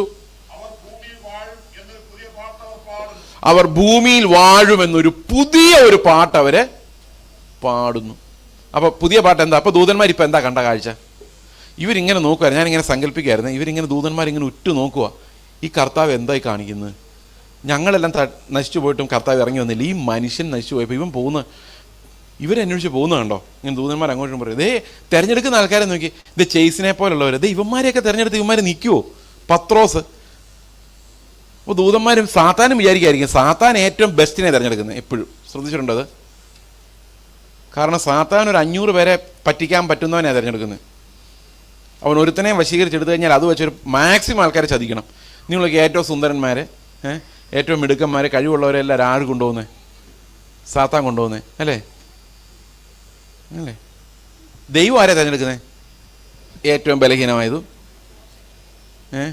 ഏറ്റവും വിലയില്ലാത്തതും കണ്ട മൈൻഡ് ചെയ്യാൻ കൊള്ളാത്തതുമായ വിവരമില്ലാത്തതിനെയൊക്കെയാണ് ആര് തിരഞ്ഞെടുക്കുന്നത്? അതെന്താ അങ്ങനെ? അപ്പോൾ ഈ ദൂതന്മാരും സാത്താനെല്ലാം വിചാരിക്കുക. നമ്മളാണെങ്കിൽ ആലോചിക്കുക, യേശു ക്രിസ്തുവിൻ്റെ സ്ഥാനത്ത് ഞാനായിരുന്നു ശിഷ്യന്മാരെ തിരഞ്ഞെടുത്തായിരുന്നെങ്കിൽ നേരെ പോയി 5-6 പട്ടാളക്കാരെ പിടിച്ചേനെ അല്ലേ? ഒരു 10-12 പട്ടാളക്കാരെ ശിഷ്യന്മാരാക്കി എടുത്തേനെ. തൻ്റെ ഇടോട്ട് നിൽക്കണ്ടേ അല്ലേ? ഇതൊരു കൊച്ചു പിള്ളേരുടെ മുമ്പിലേക്ക് പേടിച്ചോടുന്നവനെയൊക്കെ ശിഷ്യന്മാരാക്കി എടുക്കുന്നതല്ലേ? അതിനകത്ത് ദൈവത്തിൻ്റെ വിസ്ഡം എന്തായിരുന്നറിയോ?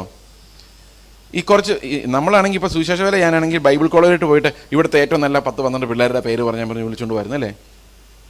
നിങ്ങളെങ്ങനെ കുവൈറ്റിൽ പാസ്റ്റർമാരെ തിരഞ്ഞെടുക്കുന്നത്? നിങ്ങൾ തീരുമാനിച്ചാൽ മതി. നമ്മളാണെങ്കിൽ അങ്ങനെയാണ്, നമുക്കൊരു മെത്തഡോളജി ഉണ്ട്, നമ്മളൊരു മെത്തഡ് അനുസരിച്ച് പോകുള്ളൂ. പക്ഷെ കർത്താവ് ഏറ്റവും ബലഹീനമായതിനെ തപ്പിപ്പിടിച്ചുകൊണ്ട് വന്നു. അതിലൊരെണ്ണം യൂദ. എന്നാലോചിച്ചെങ്കിൽ ഒന്ന് പത്രോസ്. ഇതെന്തിനാ കർത്താവ് ഇങ്ങനെ ചെയ്യുന്നുണ്ട്? യൂദായ ആവശ്യമായിരുന്നു, അവനെ നമുക്ക് വിടാം. ഈ യേശുക്രിസ്തു മരിച്ച് പുനരുത്ഥാനം ചെയ്യുന്ന സമയത്ത് ഇവരെല്ലാം പേടിച്ച് എവിടോ പോയി ഗുഹയിൽ പോയിരിക്കുമായിരുന്നു. പട്ടാളക്കാരായിരുന്നു വിചാരിച്ച അവരങ്ങനെ പോയിരിക്കുമായിരുന്നോ? ഇല്ല. അന്നത്തെ പട്ടാളക്കാർക്ക് ഇന്നത്തെ പട്ടാളക്കാരെ പോലല്ല, അവർ മരിക്കാൻ വേണ്ടിയാണ് നടക്കുന്നത്. മൃഗങ്ങളോട് യുദ്ധം ചെയ്യും, ഏത് ശത്രുവിനും പോയി ചാവാനെ ചെന്ന് കയറി ആക്രമിക്കുന്നവരായി അന്നത്തെ സൈനികരെന്ന് പറയുന്നത്. ഇന്നത്തെ പോലെ ദൂരെ നിന്ന് ബോംബെറിയോ മിസൈലിടുമല്ല. അപ്പോൾ സൈന്യത്തെ എടുത്തായിരുന്നെങ്കിൽ ഇവർ തൻ്റെ ഇടമായിട്ട് ഞങ്ങൾ കർത്താവിൻ്റെ ആൾക്കാരെന്ന് പറഞ്ഞ് പിന്നെ നടന്നേനെ. അതിനകത്തൊരു അത്ഭുതം ഇല്ലായിരുന്നു. പക്ഷെ ഏറ്റവും ബലഹീനരായ തിരഞ്ഞെടുത്ത് അവരേതോ ഗുഹയിലും ഒക്കെ പേടിച്ചാരണ്ടിരുന്നവർ ഒരു ദിവസം രാവിലെ വെളിയിലോട്ട് ഇങ്ങ് ഇറങ്ങുകയാണ്. ഞങ്ങൾ മരിക്കാൻ തയ്യാറാണെന്ന് പറഞ്ഞിട്ട് അതെന്ത് സംഭവിച്ചവർക്ക്? അതെന്താ സംഭവിച്ചത്? അവർ ജീവനുള്ള കർത്താവിനെ കണ്ടു, പുനരുത്ഥാനത്തിൻ്റെ സാക്ഷികളായി. ഈ ബലഹീനർ ഭയങ്കര ബലവാന്മാരായി മാറി. മനസ്സിലാവുന്നുണ്ടോ? അപ്പോൾ ആൾക്കാർക്ക് എല്ലാവരും ഈ പേടിത്തൊണ്ടന്മാരെങ്ങനെ പബ്ലിക്കായിട്ട് വന്നത്? അവർ വെളിയിൽ വരണമെങ്കിൽ അവരുടെ ധൈര്യത്തിലല്ല വന്നത്. ആണോ? അവർക്ക് ധൈര്യം ഉണ്ടോ? ഇല്ല. ഒട്ടും ധൈര്യം ഇല്ലാത്തതിനെയാണ് കർത്താവ് തിരഞ്ഞെടുത്തത്. അപ്പോൾ അവർ വെളിയിലോട്ട് ഇറങ്ങി വരണമെങ്കിൽ അത് എന്താ തെളിയിക്കുന്നത്? അവരെന്തോ അവരുടെ ജീവിതത്തിൽ സംഭവിച്ചിട്ടുണ്ട്. അവൻ പുനരുത്ഥാനം ചെയ്തില്ലെങ്കിൽ ഇവരാരും വെളിയിൽ ഇറങ്ങില്ലായിരുന്നു. അതോടുകൂടി ക്രിസ്ത്യാനിറ്റി തീർന്നു പോയനെ. ഏറ്റവും ബലഹീനമായതിനെടുത്തിട്ട് ഏറ്റവും മനോഹരമായതായി അതിനെ മാറ്റുമ്പോഴാണ് ദൈവം ആരാണെന്ന് വെളിപ്പെടുത്തപ്പെടുന്നത്. അപ്പം സകല മഹത്വം ആർക്കാ പോകുന്നത്? ഇപ്പം എന്നെ എടുക്കുന്നതിന് സ്ഥാനത്ത് നല്ല മിടുക്കനായ മര്യാദക്കാരനായ ഒരാൾ എടുത്തിരുന്നെങ്കിൽ അതിൻ്റെ മഹത്വം കുഞ്ഞാടിനല്ല പോകുന്നത്. നിങ്ങൾ പല പ്രസംഗങ്ങളും കേൾക്കുമ്പം മഹത്വം മുഴുവൻ അവർക്കാ പോകുന്നത്. എന്ന് പറഞ്ഞാൽ അവർ മര്യാദയ്ക്ക് ജീവിച്ചു അല്ലേ? അവർ നല്ല കുടുംബത്തിൽ പിറന്നു, അവർക്ക് നല്ല അനുസരണമുണ്ട്, അതുകൊണ്ട് സ്വർഗത്തിൽ പോയി. അപ്പം മഹത്വം ആർക്കാ? മഹത്വത്തിൻ്റെ കുറച്ച് ആർക്കാ? അപ്പോൾ ഒന്നിനും കൊള്ളാത്തവനെ തിരഞ്ഞെടുത്തിട്ട് അവർ യേശുക്രിസ്തുവിനെ പോലെ ആക്കുവാണെങ്കിൽ മഹത്വം ആർക്കായിരിക്കും? ദൈവത്തിനായിരിക്കുമല്ലേ? അപ്പം നമ്മളെ തിരഞ്ഞെടുത്ത് എന്തുകൊണ്ടെന്ന് മനസ്സിലായോ? നമ്മുടെ ചുറ്റും നോക്കുമ്പോൾ വലിയ വലിയ മുതലാളിമാർ ഉണ്ടോ? വലിയ ബുദ്ധിയുള്ളവരൊന്നും ഇല്ലാത്തതിൻ്റെ കാരണം എന്താ? നമ്മളെ പെർഫെക്റ്റ് ആക്കുമ്പോഴാണ് ദൈവത്തിൻ്റെ മഹത്വം എന്താണെന്ന് ഈ ലോകം മനസ്സിലാക്കുന്നത്. അപ്പം ഇവരെല്ലാം നോക്കിയിരിക്കുക, കർത്താവ് എന്താ ചെയ്യുന്നത്? എന്തിനാ ഇങ്ങനെയുള്ളവരൊക്കെ പിടിച്ചുകൊണ്ട് പോകുന്നത്? അവസാനം നമ്മളെല്ലാവരും യേശുക്രിസ്തുവിനെ പോലെ തേജസ്സുള്ളവരെ സ്വർഗത്തിൽ നിൽക്കുമ്പോഴാണ് ഈ ദൂതന്മാർ പാടുന്നത്, എന്തൊരു രക്ഷയാണിത്! ഇത്രയും വൃത്തികെട്ട ഇവന്മാരെ യേശുവിനെ പോലെ ആക്കി മാറ്റി, നമ്മുടെ ദൈവത്തിന് പുരോഹിതന്മാരാക്കി, രാജ്യമാക്കി മാറ്റി ഈ കുഞ്ഞാട് യോഗ്യനാണ്, അവൻ വർത്തി ഓഫ് വർഷിപ്പ് എന്ന് പറഞ്ഞാൽ ദൈവത്തിൻ്റെ ആ മഹത്വത്തെയാണ് നമ്മൾ ഈ ആരാധിക്കുമ്പം കാണുന്നത്. അപ്പൊ പുതിയ നിയമത്തിൽ നമുക്ക് മാത്രം പാടാൻ പറ്റുന്ന ഒരു പാട്ടാണ് രക്ഷയുടെ പാട്ട്. അത് ദൂതന്മാർ നമ്മളെ ഓർത്തോണ്ടാണ് പാടുന്നത്. പുതിയൊരു പാട്ട്, അവർക്ക് നേരത്തെ ആ പാട്ട് അറിയില്ലായിരുന്നു. കർത്താവിൻ്റെ ഈ സ്വഭാവം, കർത്താവിൻ്റെ ഈ ഒരു മനോഭാവം, നമ്മോടുള്ള സ്നേഹം, അവൻ്റെ ബലഹീനത ആർക്കും വെളിപ്പെട്ടിട്ടുണ്ടായിരുന്നില്ല. പഴയ നിയമത്തിൽ വെളിപ്പെട്ടിട്ടുണ്ടായിരുന്നില്ല, ദൂതന്മാർക്കും അറിവില്ലായിരുന്നു. ഈ പഴയ നിയമത്തിലെ വിശുദ്ധന്മാർ തന്നെ കർത്താവിനെ അനുഗമിച്ചവർ പോലും ആ വെളിപ്പെടുത്തലിലേക്ക് വന്നില്ല. കാരണം ദൈവം അന്ത്യകാലത്തേക്ക് ആ വെളിപ്പാട് കരുതി വെച്ചിരുന്നു. അവൻ ബലഹീനമായതിനെ അന്വേഷിച്ച് വന്ന കർത്താവാണെന്നും അവൻ്റെ സ്നേഹത്തിന് പരിമിതികളില്ലെന്നും അവൻ അൺകണ്ടീഷണലായിട്ട് സ്നേഹിക്കുന്ന ഒരു ദൈവമാണെന്നും അവൻ്റെ സ്നേഹം എന്ന് പറയുന്നത് ആഘോഷിക്കപ്പെടുന്ന, ആരാധിക്കപ്പെടുന്ന ഒരു ആട്രിബ്യൂട്ട് ആണെന്നുള്ള കാര്യം പുതിയ നിയമം വായിക്കുമ്പോഴാണ് നമുക്ക് മനസ്സിലാകും. അപ്പോൾ ദൂതന്മാർക്ക് അപ്പോഴാണ് ദൈവത്തിൻ്റെ ഈ സ്വഭാവത്തിൻ്റെ രണ്ട് തലങ്ങൾ മനസ്സിലായത്. ഉദാഹരണത്തിന്, ഇപ്പം ഞാൻ ഈ പുൾപ്പിറ്റായിട്ട് ഉപയോഗിക്കുന്ന ഈ പീഠം, ഇത് ഒരു സ്ലോപ്പാണ്. ഒരു 5-6 തുള്ളി വെള്ളം ഇവിടെ ഒഴിച്ചാൽ ആ വെള്ളം എങ്ങോട്ട് പോകും? താഴോട്ട് പോകും അല്ലേ? മുകളിലോട്ട് പോവോ? ചിന്തിക്കാൻ പറ്റുന്നുണ്ടോ? മുകളിലോട്ട് പോകില്ല. നമ്മുടെ സ്നേഹമെല്ലാം എങ്ങോട്ടേ പോവുള്ളൂ? നമ്മളെ സ്നേഹിക്കുന്നവരിലേക്ക്, അത് റിസീവ് ചെയ്യാനുള്ള ഹംബിൾനെസ് ഉള്ളവരിലേക്കേ പോവുള്ളൂ. സമ്മതിച്ചോ? അതേസമയത്ത് ഞാനിങ്ങനെ ഭയങ്കര സ്നേഹമായിട്ട് സഹോദര എന്നൊക്കെ പറഞ്ഞു കഴിഞ്ഞാൽ താൻ പോടോ എന്ന് പറഞ്ഞു കഴിഞ്ഞാൽ നമ്മുടെ ഉള്ളിൽ നിന്ന് സ്നേഹം പോകില്ല. അത് പിന്നെ കൂടി വരുമോ? കുറയുമോ? കുറയുള്ളൂ. കാരണം നമ്മുടെ സ്നേഹം എങ്ങോട്ട് മാത്രമേ ഒഴുകുള്ളൂ? സ്വീകരിക്കുന്ന പ്രതലങ്ങളിലേക്ക്. പക്ഷെ കർത്താവിൻ്റെ സ്നേഹം എങ്ങനെയാണെന്നറിയോ? താഴോട്ടും മുകളിലോട്ടും എല്ലാം ഒഴുകും. അതായത് അങ്ങനെ ഒഴുകാൻ അകപ്പേക്ക് മാത്രമേ പറ്റുള്ളൂ. ഈ മെർക്കുറി ഇച്ചിരി മുകളിലോട്ട് വരത്തില്ലേ? ഇല്ല, മെർക്കുറിക്ക് അതിൻ്റെ അറ്റ്മോസ്ഫിയറിക് പ്രഷർ അനുസരിച്ച് കുറച്ച് മുകളിലോട്ട് പോകാനുള്ള കപ്പാസിറ്റി ഉണ്ട്.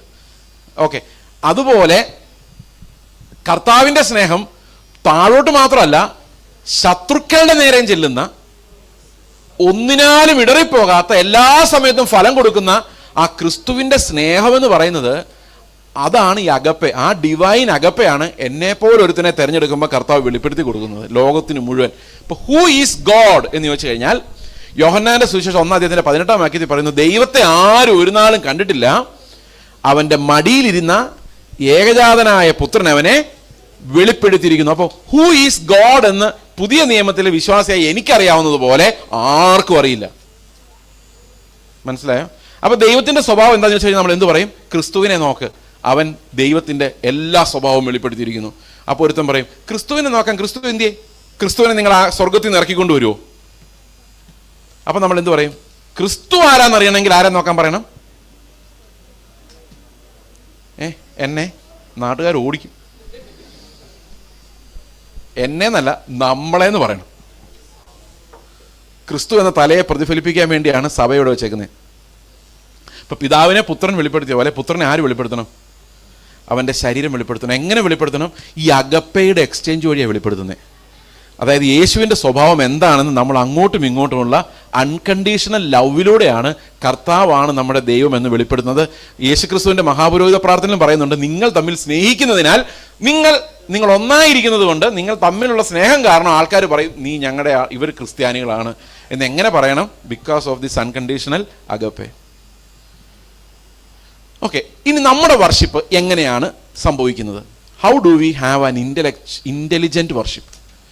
എങ്ങനെയാണ് നമ്മുടെ ശരീരങ്ങളെ യാഗമാക്കുന്ന ഒരു റിയൽ വർഷിപ്പിലേക്ക് നമ്മൾ പോകുന്നത്? ഇന്ന് പലപ്പോഴും ഞായറാഴ്ചകൾ നമ്മൾ കൂടി വരുമ്പോൾ പോലും ഈ കുഞ്ഞാടിന് മുൻപിൽ അവൻ്റെ രക്ഷയോർത്തുകൊണ്ട്, നമ്മെ വീണ്ടെടുത്തതിനെ ഓർത്തുകൊണ്ട്, നമുക്ക് ആ നിത്യമായ പ്രവേശനം തന്നതിനെ ഓർത്തുകൊണ്ടുള്ളൊരു വർഷിപ്പ് നമ്മൾ കാണുന്നില്ല. അത് വളരെ കുറഞ്ഞു പോയി. നമ്മുടെ ഇടയിൽ ആ ഓർമ്മകൾ തന്നെ വളരെ കുറവാണ്. നമ്മൾ 1-2 വാക്യങ്ങൾ അതുമായിട്ട് ബന്ധപ്പെട്ട് നമുക്കൊന്ന് വായിക്കാം. എബ്രായ ലേഖനം 10-ാം അധ്യായം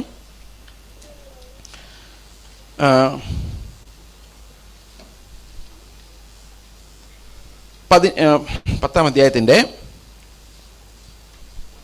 19-ാം വാക്യം മുതൽ വായിക്കാം. 19-ാം വാക്യം മുതൽ. യേശു തന്റെ ദേഹം എന്ന തിരശ്ശീലയിൽ കൂടി നമുക്ക് പ്രതിഷ്ഠിച്ച ജീവനുള്ള പുതുവഴിയായി തന്റെ രക്തത്താൽ വിശുദ്ധ മന്ദിരത്തിലേക്കുള്ള പ്രവേശനത്തിന് ധൈര്യവും ദേവാലയത്തിന്മേലൊരു മഹാപുരോഹിതനും നമുക്കുള്ളത് കൊണ്ട്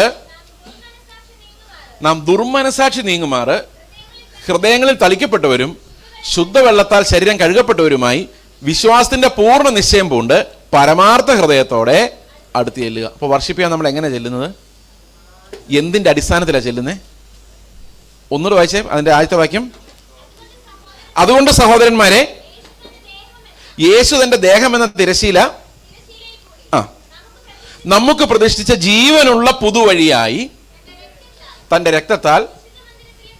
അപ്പൊ നമുക്ക് എങ്ങനെ വിശുദ്ധ മന്ദിരത്തിലേക്കുള്ള പ്രവേശനം ലഭിച്ചത്? യേശു ക്രിസ്തു അവന്റെ ദേഹം എന്ന തിരശ്ശീലയ്ക്ക്. അപ്പൊ നമ്മൾ ഇവിടെ വന്ന് ഇങ്ങനെ സ്തോത്രം ചെയ്യാൻ കാരണം എന്താ? നമ്മൾ എങ്ങനെ കർത്താവെ സ്തോത്രം എന്ന് പറയാനുള്ള അവകാശം നേടിയെടുത്തത്? കർത്താവേ, എൻ്റെ പിതാവേ, ഞാൻ നിന്നെ ആരാധിക്കുന്നു എന്ന് പറയാൻ നമുക്ക് എങ്ങനെ ധൈര്യം വന്നത്? അവന്റെ ദേഹം എന്ന തിരശീല കീറി അവന്റെ രക്തത്താൽ അവൻ പ്രതിഷ്ഠിച്ച ജീവനുള്ള പുതുവഴിയിൽ പ്രവേശനവും ദേവാലയത്തിന്മേൽ നമുക്കൊരു മഹാപുരോഹിതനും ഉള്ളത് കൊണ്ട് ഓക്കെ. അപ്പൊ നമുക്കൊരു മഹാപുരോഹിതനുണ്ട്. ഇന്നലെ വൈകിട്ട് നമ്മൾ അതാ കണ്ടുകൊണ്ടിരുന്നത്. അപ്പൊ നമ്മൾ വർഷിപ്പ് ചെയ്യാൻ പ്രവേശിക്കാനുള്ള അടിസ്ഥാനം എന്താണ്? ഈ ഉന്നതമായ സ്വർഗീയ മന്ദിരത്തിൽ കൃപാസനത്തിലേക്ക് നമ്മളെ കടത്തിവിടുവാൻ പിതാവിന്റെ അടുക്കലേക്കുള്ള പ്രവേശനം കർത്താവ് അവന്റെ ദേഹം എന്ന തിരശീല കീറി അവന്റെ രക്തത്താൽ നമുക്ക് പ്രതിഷ്ഠിച്ചു തന്ന ജീവനുള്ള ഒരു പുതുവഴിയിലൂടെയാണ് നമ്മൾ നേടിയെടുക്കുന്നത്. അപ്പൊ നമ്മൾ കർത്താവിനെ ഓർത്ത് എങ്ങനെ സ്തോത്രം ചെയ്യുന്നത്? കർത്താവെ, ഈ പുതുവഴി ഞങ്ങൾക്ക് തുറന്നു തരാൻ വേണ്ടി നിന്റെ ദേഹത്തെ നീ കീറിയതിനായിട്ട് സ്തോത്രം. ഞാൻ കൊള്ളേണ്ട അടികളെല്ലാം നീ കൊണ്ട് നീ എനിക്ക് വേണ്ടി ഒരു യാഗമൃഗമായി മാറി നീ നിന്നെ തന്നെ എനിക്ക് തന്നതിനായിട്ട് സ്തോത്രം. നീ ഒരു മഹാപുരോഹിതനായി നിന്റെ ശരീരത്തെ യാഗമർപ്പിച്ച് നിന്റെ രക്തത്താൽ എൻ്റെ ദുർമനസാക്ഷി പോകുവാൻ തക്കവണ്ണം നിന്റെ സന്നിധിയിലേക്കുള്ള ധാരാളമായ പ്രവേശനം നീ എനിക്ക് തന്നതിനായിട്ട് സ്തോത്രം. ഇത് നമ്മളെങ്ങനെ സ്തോത്രം പറയുന്നതെന്നറിയാമോ? നമ്മൾ ദൈവത്തെക്കുറിച്ചുള്ള അറിവ് പരിമിതമാണ്. അതുകൊണ്ട് നമ്മൾ എങ്ങനെ സ്തോത്രം ചെയ്യുന്നത്? കഴിഞ്ഞ ആഴ്ച ഞങ്ങളെ ക്ഷേമമായി നടത്തിയ ദൈവത്തിന് സ്തോത്രം. ഒന്നും ആയില്ല. എന്തുകൊണ്ടൊന്നും ആകാത്തെന്നറിയോ? 2 പത്രോസ് 1-ാം അധ്യായത്തിലെ ഒരു വാക്യമുണ്ട്. 2 പത്രോസ് 1-ാം അധ്യായം നമുക്ക് നോക്കാം. അതിൽ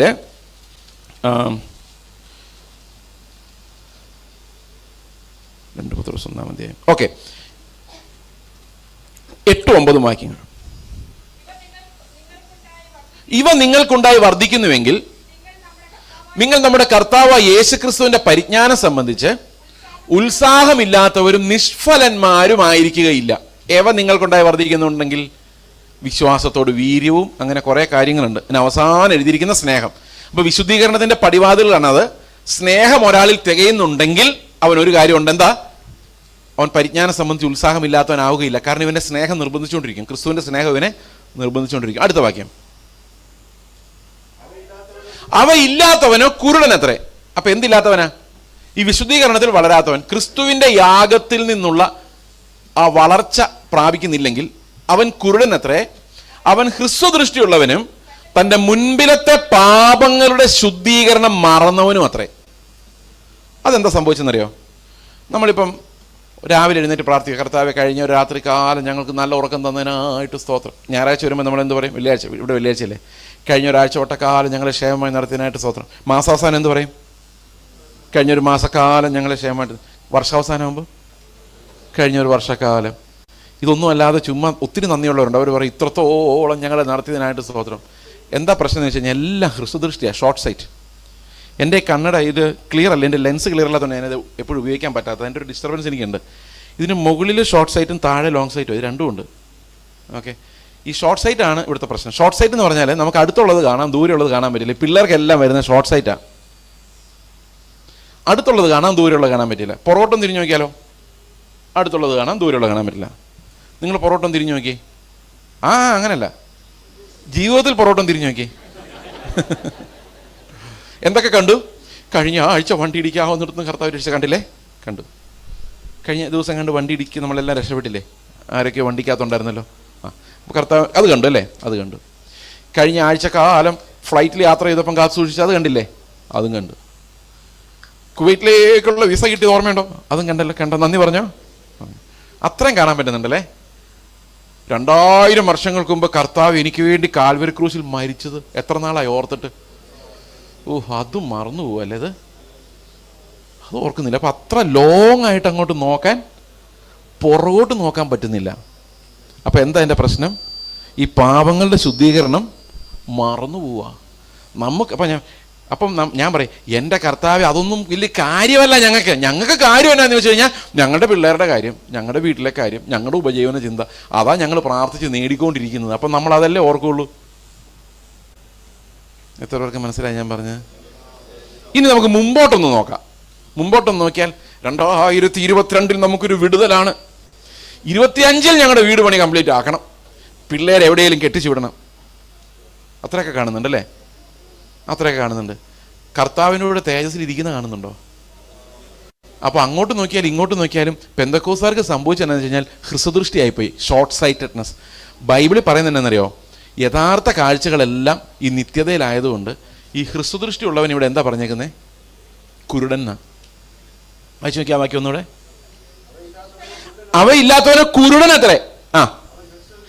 അവൻ ഹ്രസ്വദൃഷ്ടിയുള്ള. അപ്പൊ കുറച്ച് ദൃഷ്ടിയുണ്ട്. കുറച്ച് ദൃഷ്ടിയുള്ളതുകൊണ്ട് എന്താ പ്രയോജനം? നമുക്ക് ഈ ലോകത്ത് ഒത്തിരി പ്രയോജനമുണ്ട്.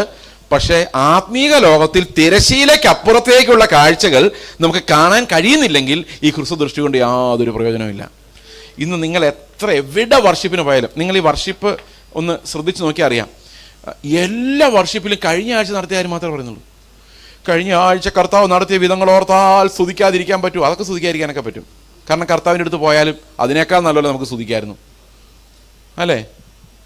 അതെന്താ മിണ്ടാത്തെ? ശരിയല്ലേ? നമ്മൾ ഇപ്പം ഞാനിവിടെ ഇല്ലായിരുന്നു, ഞാൻ കർത്താവിൻ്റെ അടുത്തോട്ട് പോയി എന്ന് വിചാരിച്ചോ, ഞാനവിടെ ഭയങ്കരമായിട്ട് സ്തുതിക്കുമായിരിക്കുമല്ലോ. ശരീരം ഇടാണെങ്കിലും എനിക്ക് കർത്താവിൻ്റെ അടുത്ത് വിശ്രമിക്കാമല്ലോ, വിട്ടുപിരിഞ്ഞ് ക്രിസ്തുവിനോട് ആയിരിക്കുന്നത്. അപ്പോൾ പ്രത്യേകിച്ച് ഇവിടെ ഇത്തിരി ആയുസ് നീട്ടി കിട്ടിയെന്ന് നമുക്ക് സ്തോത്രം പറയാനുണ്ടോ? പറഞ്ഞോ, കുഴപ്പമില്ല. പക്ഷെ മറ്റത് മറന്നു പോരുത്. ഏതാ? നമ്മൾ എന്നേക്കുമായി പിതാവിൻ്റെ മടിയിൽ ഇരുത്തുവാൻ തക്കവണ്ണം കൃപാസനത്തിലേക്ക് ധാരാളമായ പ്രവേശനം നമുക്ക് ലഭിക്കാൻ വേണ്ടി അവൻ അവൻ്റെ ശരീരത്തെ നമുക്ക് വേണ്ടി യാഗമാക്കി തീർത്തുവെന്നും വേദനയോടെ രക്തം ചൊരിഞ്ഞ് അവൻ നമുക്ക് വേണ്ടി ഒരു വഴി ഉണ്ടാക്കി തന്നെന്നും ആ വഴി ഉണ്ടാക്കി തന്ന അറുക്കപ്പെട്ട കുഞ്ഞാടിൻ്റെ മുൻപിലാണ് ഞാൻ നമസ്കരിക്കേണ്ടതെന്നും മറന്നു പോകരുത്. അതിനുവേണ്ടിയാണ് നമ്മൾ അപ്പം നുറുക്കുന്നത്, ഇത് മറന്നു പോകാതിരിക്കാൻ വേണ്ടി. അപ്പം പഴയ നിയമകാലത്തെ പോലെ നമുക്ക് യാഗം കഴിക്കണ്ട. കാരണം എന്താ? പാപങ്ങളുടെ മോചനമുള്ളിടത്ത്. ഇപ്പൊ വായിച്ച വാക്യത്തിന് തൊട്ടുമുമ്പുള്ള വാക്യം വായിച്ചു നോക്കി. എബ്രായ ലേഖനത്തിലെ 10-ാം അധ്യായത്തില് അല്ലല്ല, അതിനു മുമ്പുള്ള വാക്യം.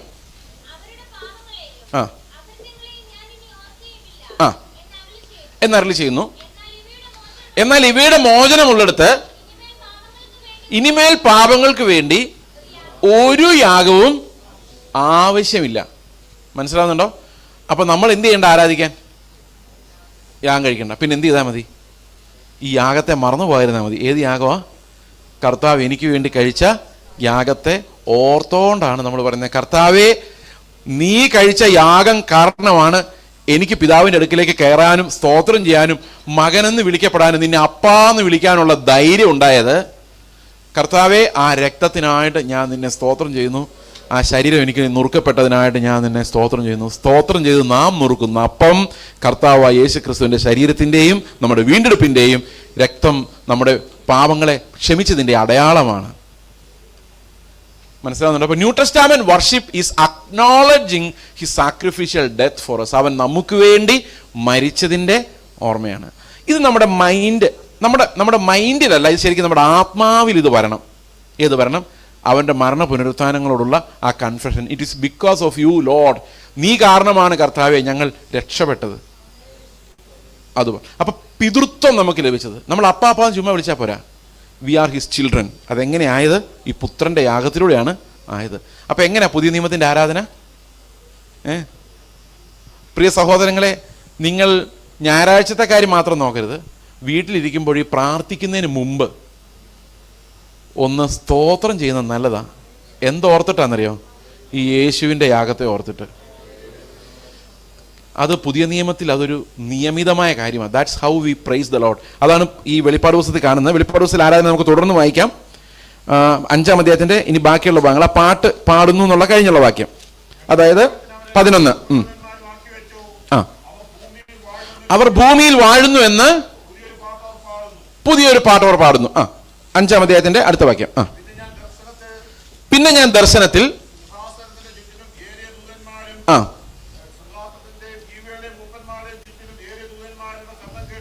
കേട്ടു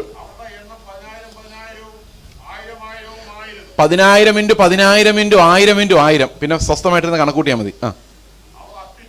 അവർ അത്യുച്ചത്തിൽ അറുക്കപ്പെട്ട കുഞ്ഞാട് ശക്തിയും ധനവും ജ്ഞാനവും ബലവും ബഹുമാനവും മഹത്വവും സ്തോത്രവും ലഭിപ്പാൻ യോഗ്യൻ എന്ന് പറഞ്ഞു. സ്വർഗത്തിലും ഭൂമിയിലും ഭൂമിക്ക് കീഴിലും സമുദ്രത്തിലുമുള്ള സകല സൃഷ്ടിയുള്ളതൊക്കെയും സിംഹാസനത്തിലിരിക്കുന്നവനും കുഞ്ഞാടിനും സ്തോത്രവും ബഹുമാനവും മഹത്വവും ബലവും എന്നേക്കും ഉണ്ടാകട്ടെ എന്ന് പറയുന്നത് ഞാൻ കേട്ടു. അടുത്ത വാക്യം. 4 ജീവികൾ ആമേൻ എന്ന് പറഞ്ഞ് മൂപ്പന്മാർ വീണു. അപ്പൊ സ്വർഗത്തിലെ ഒരു വർഷിപ്പിന്റെ ഫുൾ പാറ്റേൺ നമുക്ക് മനസ്സിലായില്ല. എന്താന്ന് മനസ്സിലായോ? അപ്പൊ അവിടെ പറയുന്നത് എന്താ? ബലവും ബഹുമാനവും ശക്തിയും സ്വീകരിപ്പാൻ ആരാ യോഗ്യൻ? ഇടയ്ക്ക് സാത്താൻ ഇത്തിരി ബലമൊക്കെ നമ്മൾ കൊടുക്കത്തില്ലേ? ഇല്ലേ? നമ്മൾ പറയല്ല സാത്താന് ഭയങ്കര ശക്തിയാ ബ്രദറെ. നിങ്ങൾ എത്ര പേർ പറഞ്ഞിട്ടുണ്ട്? മേലാ പറഞ്ഞേക്കരുത്. നമ്മളിത് പറഞ്ഞിട്ട് കുറേ ശക്തി ആർക്ക് കൊടുത്തേക്കുക? ആർക്ക് കൊടുക്കേണ്ടതാ ഈ ശക്തിയും ബലവും? ദൈവത്തിനും കുഞ്ഞാടിനും. നമ്മൾ കുറച്ച് ശക്തി എടുത്ത് ആർക്ക് കൊടുക്കും? കഷ്ടം. അപ്പോൾ ഒരു കുട്ടിച്ചാത്തൻ നിന്ന് മറ്റേ കുട്ടിച്ചാത്തൻ പറയും, എടാ എനിക്ക് ഭയങ്കര ശക്തിയാ. ആര് പറഞ്ഞു? ദാ പെന്തക്കോസിലെ പാസ്റ്റർ പ്രസംഗിക്കുന്നത് എനിക്ക് ഭയങ്കര ശക്തിയാണ്. എടാ നമുക്കുണ്ടായിരുന്നു ശക്തി, പക്ഷേ നമുക്ക് പണ്ട് ഭയങ്കര ശക്തിയായിരുന്നു. അന്ന് പാഴ്സിരാജ്യത്തിൻ്റെ പ്രഭുവൊക്കെ ഉണ്ടായിരുന്നു, ദേശാധിപശക്തി ഉണ്ടായിരുന്നു. ഒരെണ്ണം കുവൈറ്റിൻ്റെ മുകളിലുണ്ടായിരുന്നു, ഒരെണ്ണം ഇന്ത്യയുടെ മുകളിലുണ്ടായിരുന്നു, ഒരെണ്ണം ഡൽഹിയിലായിരുന്നു അത് ഇരുന്നത് പണ്ടേ. യേശുക്രിസ്തു ക്രൂശിൽ മരിച്ചപ്പോൾ ഇതെല്ലാം പൊളിഞ്ഞു പോയി. നമ്മളെല്ലാം തോറ്റുപോയതാ. അതുകൊണ്ട് നീ അധികം ഗമ കാണിച്ചുകൊണ്ട് അവരോടത്തോട്ട് ചെല്ലണ്ടെന്ന് വിവരമുള്ള ഭൂതം പറഞ്ഞു കൊടുക്കും. പക്ഷെ നമുക്ക് അത്രയും പോലും വിവരമില്ല. നമ്മൾ വിചാരിച്ചുകൊണ്ടിരിക്കുന്നത് സാത്താൻ നമ്മളെ ഇട്ട് ഇങ്ങനെ. എൻ്റെ സഹോദരങ്ങളെ, കർത്താവ് അറിയാതെ നമ്മുടെ ഒരു തലമുടി നാര് പോലും നിലത്ത് വീഴല. ഈ പത്രോസിനെ പരീക്ഷിക്കാൻ പോകാൻ വേണ്ടി പോലും സാത്താൻ പോയി ചോദിക്കണം, ഞാൻ ഒന്ന് പരീക്ഷിച്ചോട്ടെ അവനെ. കാരണം നിന്റെ ഈ പത്രോസ് എന്ന് പറയുന്നവൻ കുറേ ഡയലോഗ് അടിക്കുന്നുണ്ട്, അവനെ ഒന്ന് പരീക്ഷിക്കേണ്ട ആവശ്യമുണ്ട്, ഞാൻ കാണിച്ചു തരാം അവനൊന്നുമില്ലെന്ന്. അപ്പോൾ കർത്താവ് പറയുന്നത്, എങ്ങനെ പരീക്ഷിച്ചാലും കുഴപ്പമില്ല, വിശ്വാസത്തെ മാത്രം തുടരരുത്. എന്നാ പരീക്ഷണം? പിന്നെ വിശ്വാസത്തെ തുടരാത്ത എന്ത് പരീക്ഷണം? നീ എന്ത്? അപ്പോൾ അതുപോലും, അതായത് നമ്മളിന്ന് പരീക്ഷിക്കാൻ പോലും സാത്താൻ ആരുടെ പെർമിഷൻ വേണം? എന്നിട്ട് ഇവനെ പേടിച്ചുകൊണ്ട് നമ്മൾ നടന്ന ഇവൻ നമ്മൾ പറയുന്നത് കേൾക്കുമോ? ചുമ്മാതാണോ ശ്വാസിച്ച ഇതൊന്നും പോകാത്തത്? നമ്മൾ തന്നെയാണ് അതിന് ശക്തി കൊടുത്തു വെച്ചിരിക്കുന്നത്. അതിൻ്റെ ബലഹീനത വെറും ബലഹീനമായ സാധനം. അത് തന്ത്രങ്ങൾ മാത്രമേ ഉള്ളൂ. അതിൻ്റെ തന്ത്രങ്ങളെക്കുറിച്ച് നമ്മൾ അറിവുള്ളവരായിരിക്കണം. അവൻ്റെ ഏറ്റവും വലിയ തന്ത്രമാണ് നമ്മളെ കൊണ്ട് ശക്തി ഉണ്ടെന്ന് പറയിപ്പിക്കുക. അപ്പൊ കുറെ ശക്തിയും ബലവും ആർക്ക് കൊടുത്തു? സാത്താന് കൊടുക്കുന്നത് വർഷിപ്പിനെ ബാധിക്കുന്ന ഒരു കാര്യമാണ്. അതുപോലെ തന്നെ നമ്മൾ കുറെ ശക്തി നമുക്കും തരുന്നുണ്ട്. ശരിയല്ലേ? അപ്പൊ ദൈവത്തിന്റെ ആരാധന എങ്ങനെ ഡൈവേർട്ടായി പോകുന്നത്? കുറെ നീതി എൻ്റെ, കുറെ വിശുദ്ധി എൻ്റെ, കുറെ അധ്വാനം എൻ്റെ, ഞാൻ നിന്നു ബ്രദറെ എന്ന് പറയുമ്പോൾ ആർക്കാ അതിൻ്റെ മഹത്വം? ഇത്രയൊക്കെ മനസ്സിലാകുന്നുണ്ട്? അപ്പൊ ഈ സകല രക്ഷയെ സംബന്ധിക്കുന്ന എല്ലാ മഹത്വവും ആരാധനയിൽ നമ്മുടെ മുട്ടുമടങ്ങുമ്പോൾ നമ്മൾ കർത്താവിനോട് പറയുന്ന, കർത്താവെ അയോഗ്യനും പാപിയും ദരിദ്രനുമായ എന്നെ നീ നിന്റെ രക്തത്താൽ വീണ്ടെടുത്ത് നിന്റെ നീതിയാൽ എന്നെ നീതിമാനാക്കി നിന്റെ വിശുദ്ധിയാൽ എന്നെ വിശുദ്ധനാക്കിയതുകൊണ്ട് മാത്രം ആ ജീവനുള്ള പുതുവഴിയിലൂടെ ഞാൻ കടന്നു വന്ന് നിന്നെ ആരാധിക്കുന്നു. അപ്പൊ മഹത്വം മുഴുവൻ ആർക്കാ? സകല മുഴങ്ങാലും മടങ്ങുന്ന ആ നാമത്തിനാണ്. ഓക്കെ, ഈ ജീവന്റെ വഴി എന്താണെന്നും കൂടെ നമുക്ക് ഈ ആരാധന, ആ ജീവന്റെ വഴി മനസ്സിലായാലേ ബുദ്ധിയുള്ള ആരാധനയായി നമ്മുടെ അവയവങ്ങളെ സമർപ്പിക്കാൻ പറ്റുള്ളൂ. എന്താണ് ഈ ജീവന്റെ വഴി? യോഹന്നാന്റെ സുവിശേഷം 14-ാം അധ്യായത്തിലെ ജീവന്റെ വഴിയെക്കുറിച്ചുള്ള പരാമർശമുണ്ട്. നമുക്ക് വായിക്കാം. യോഹന്നാന്റെ സുവിശേഷം 14:1 മുതലുള്ള വാക്യങ്ങൾ. നിങ്ങളുടെ ഹൃദയം കലങ്ങിപ്പോകരുത്, ദൈവത്തിൽ വിശ്വസിപ്പിൻ, എന്നിലും വിശ്വസിപ്പിൻ. എൻ്റെ പിതാവിൻ്റെ ഭവനത്തിൽ അനേകം വാസസ്ഥലങ്ങളുണ്ട്, ഇല്ലെങ്കിൽ ഞാൻ നിങ്ങളോട് പറയുമായിരുന്നു, ഞാൻ നിങ്ങൾക്ക് സ്ഥലം ഒരുക്കുവാൻ പോകുന്നു. ഞാൻ പോയി നിങ്ങൾക്ക് സ്ഥലം ഒരുക്കിയാൽ ഞാൻ ഇരിക്കുന്നിടത്ത് നിങ്ങൾ ഇരിക്കേണ്ടതിന് പിന്നെയും വന്ന് നിങ്ങളെ എൻ്റെ അടുക്കൽ ചേർത്തുള്ളൂ. കർത്താവ് ഇതുവരെ സ്ഥലം ഒരുക്കിയിട്ടില്ലേ സ്വർഗത്തിൽ? പണി നടന്നുകൊണ്ടിരിക്കുകയാണോ? പെയിന്റ് അടിക്കുവാണോ? അത് നമുക്ക് എല്ലാവർക്കും ഉള്ള റൂം ക്ലിയർ ചെയ്ത് ടൈൽസ് ഇടുവാണ്? എന്തായിരിക്കും അവിടെ സംഭവം? ഇപ്പം എന്തൊക്കെയാണ് നമ്മൾ ചിന്തിച്ച് വെച്ചേക്കുന്നല്ലേ? ശരിക്കും കർത്താവിനൊരു സ്വർഗത്തിൽ നമുക്ക് എല്ലാവർക്കും വീടുണ്ടാക്കാൻ എത്ര നേരം വേണ്ടി വരും? എത്ര നേരം വേണ്ടി വരും? വേർഡ് ഓഫ് എ കമാൻഡ് അല്ലേ? ആജ്ഞയുടെ ഒരു ശബ്ദം പോരെ? ഉണ്ടാകട്ടെ എന്ന് പറഞ്ഞാൽ എല്ലാത്തിനും ഉണ്ടാക്കാൻ പറ്റുന്ന ദൈവത്തിന് സ്വർഗത്തിൽ ഇത്രയും പേർക്ക് സ്ഥലം ഒരുക്കാൻ എത്ര നേരം വേണം? അപ്പം ഇവിടെ എന്താ ഈ 2000 വർഷമായിട്ട് ഇത് പണി തീരാതെ? നിങ്ങളൊന്ന് സൂക്ഷിച്ച് നോക്കിയേ. ആ പണി അവിടെ അല്ല നടക്കുന്നത്, പണി ഇവിടെ നടക്കുന്നത്. ഒന്നുകൂടെ വായിച്ചു നോക്കിയേ. എൻ്റെ പിതാവിൻ്റെ ഭവനത്തിൽ അനേകം വാസസ്ഥലങ്ങളുടെ പണി നടക്കുന്നു എന്നാണോ, അതോ അനേക വാസസ്ഥലങ്ങൾ അവിടെ ഉണ്ടെന്നാണോ? ഉണ്ടെന്നാണ്. അപ്പം നമ്മളെല്ലാം ചെന്നാലും താമസിക്കാനുള്ള സ്ഥലം അവിടെ ഓൾറെഡി ഉണ്ട്. ഇനി എന്താ ഇല്ലാത്തത്? നിങ്ങളുടെ പിള്ളേരെ ഇനി ഹയർ സ്റ്റഡീസിന് പോകുന്ന കുറേ പിള്ളേരുണ്ടല്ലോ അല്ലേ? കുറേ പേര് ഈ വർഷം പോകാമെന്നൊക്കെ ഞാൻ കേട്ടായിരുന്നു. അപ്പോൾ ഹയർ സ്റ്റഡീസിന് പോകാൻ ഏതെങ്കിലും ഒരു പ്രൊഫഷണൽ കോളേജിലായിരിക്കുമല്ലോ MBBS പഠിപ്പിക്കുന്ന ബാംഗ്ലൂരിലൊരു കോളേജ് എന്ന് വിചാരിച്ചോ. അവിടെ സീറ്റും ഉണ്ട്, ഹോസ്റ്റലും ഉണ്ട്. പക്ഷെ നിങ്ങളുടെ മക്കൾക്ക് അവിടെ സ്ഥലം ഒരുക്കിയിട്ടില്ല. മനസ്സിലായോ? അപ്പം മക്കൾക്ക് സ്ഥലം ഒരുക്കണേ എന്താ വേണം? ആദ്യം നീറ്റ് പാസ്സാവണം അല്ലേ? പിന്നെ വിറ്റാമിൻ എം അത് ആവശ്യമുള്ളത്രയും കൊടുക്കണം അല്ലേ? എം മനസ്സിലായില്ലേ? ഡോക്ടർമാർക്ക് മനസ്സിലാകാത്തൊരു വിറ്റാമിനാണത്. അപ്പം അങ്ങനെ ഒരു പ്രൊസീജിയർ ആകുമ്പോൾ എന്ത് സംഭവിക്കുള്ളൂ? നമ്മുടെ പേരിലൊരു സ്ഥലം അവിടെ ഒരുങ്ങുള്ളൂ. സ്ഥലം ഇല്ലാഞ്ഞിട്ടാണോ? വീടില്ലാഞ്ഞിട്ടാണോ? അല്ല. പക്ഷെ അവൻ്റെ സഭയെ അവൻ ഒരുക്കിക്കൊണ്ടിരിക്കുക. അതെ, എങ്ങോട്ടാ ഒരുക്കാൻ പോകുന്നതെന്നറിയോ? എങ്ങോട്ടാ പോകുന്നത്? കർത്താവ് എങ്ങോട്ടാ പോയത്? യേശു ക്രിസ്തു ശിഷ്യന്മാരോട് ഞാൻ നിങ്ങൾക്ക് സ്ഥലം ഒരുക്കാൻ പോകുന്നു എന്ന് പറഞ്ഞിട്ട് എങ്ങോട്ടാ പോയത്? ക്രൂശിലേക്കാ പോയത് അല്ലേ? നമുക്ക് സ്ഥലം ഒരുക്കാൻ വേണ്ടി കർത്താവ് എങ്ങോട്ടാ പോയത്? ക്രൂശിലേക്കാ. അവിടെയാ എനിക്ക് സ്ഥലം ഒരുക്കിയത്. അതായത് കർത്താവ് പറയാണ് ഞാൻ നിങ്ങൾക്ക് സ്ഥലം ഒരുക്കാൻ പോകുന്നു എന്ന് പറഞ്ഞുകൊണ്ട് കർത്താവ് നേരെ എങ്ങോട്ടാ പോയത്? ക്രൂശിൽ പോയി അവിടെ അവൻ മരിച്ച് അവൻ ജീവൻ്റെ ഒരു പുതുവഴി എനിക്ക് തുറന്നു തന്നു. എങ്ങോട്ട് പോകാനുള്ള? പിതാവിൻ്റെ അടുക്കലേക്ക്. എന്നിട്ട് പറഞ്ഞു ഞാൻ മൂലമല്ലാതെ ആരും പിതാവിൻ്റെ അടുക്കലേക്ക് എത്തുന്നില്ല. സിമ്പിളല്ലേ സംഭവം? അടുത്ത വാക്യം താഴോട്ട് വായിച്ചേ. ഇപ്പം തോമസ് ചോദിക്കുന്നൊരു ചോദ്യമുണ്ട്. ഞാൻ പോകുന്ന ഇടത്തേക്കുള്ള വഴി നിങ്ങൾ അറിയുന്നു എന്ന് കർത്താവ്. കാരണം കർത്താവ് പല പ്രാവശ്യം പറഞ്ഞായിരുന്നു മനുഷ്യപുത്രൻ ഏൽപ്പിക്കപ്പെടുമെന്നും മരിക്കുമെന്നും പുനരുത്ഥാനം പ്രാപിക്കുമെന്നും തിരിച്ച് കർത്താവിൻ്റെ അടുത്തോട്ട് പിതാവിൻ്റെ അടുത്തേക്ക് പോകുന്നു. അപ്പൊ പിതാവിൻ്റെ അടുത്തേക്ക് കർത്താവിന് മടങ്ങിപ്പോകാൻ ഒരു വഴിയുണ്ട്. ആ വഴിയിൽ എന്തുണ്ട്? ഈ ക്രൂശുണ്ട്. സമ്മതിച്ചോ? അപ്പൊ കർത്താവ് എന്താ ശിഷ്യന്മാരോട് പറയുന്നത്? ഞാൻ പോകുന്ന ഇടത്തേക്കുള്ള വഴി നിങ്ങൾ അറിയുന്നു. അടുത്ത വാക്യം. തോമസ് അവനോട് നീ എവിടെ പോകുന്നു എന്ന് ഞങ്ങൾ അറിയുന്നു. ഇവർക്ക് എന്ത് പറഞ്ഞാലും മനസ്സിലാവില്ല. ഒത്തിരി പ്രാവശ്യം കർത്താവ് പറഞ്ഞാലും ഇവർക്ക് മനസ്സിലായില്ല. തോമസ് പറയാണ് നീ എവിടെ പോകുന്നു എന്ന് ഞങ്ങൾക്ക് മനസ്സിലാകുന്നില്ല, പിന്നെ വഴി എങ്ങനെ അറിയും? അപ്പോൾ തോമസിനാണ് എല്ലാം കാണിച്ചു കൊടുക്കണം. അപ്പം ഇവൻ പറയാണ് നീ എങ്ങോട്ടാ പോകുന്നതെന്ന് അറിഞ്ഞാലെങ്കിൽ വഴിയെങ്കിലും തപ്പി പിടിക്കാൻ പറ്റുള്ളൂ.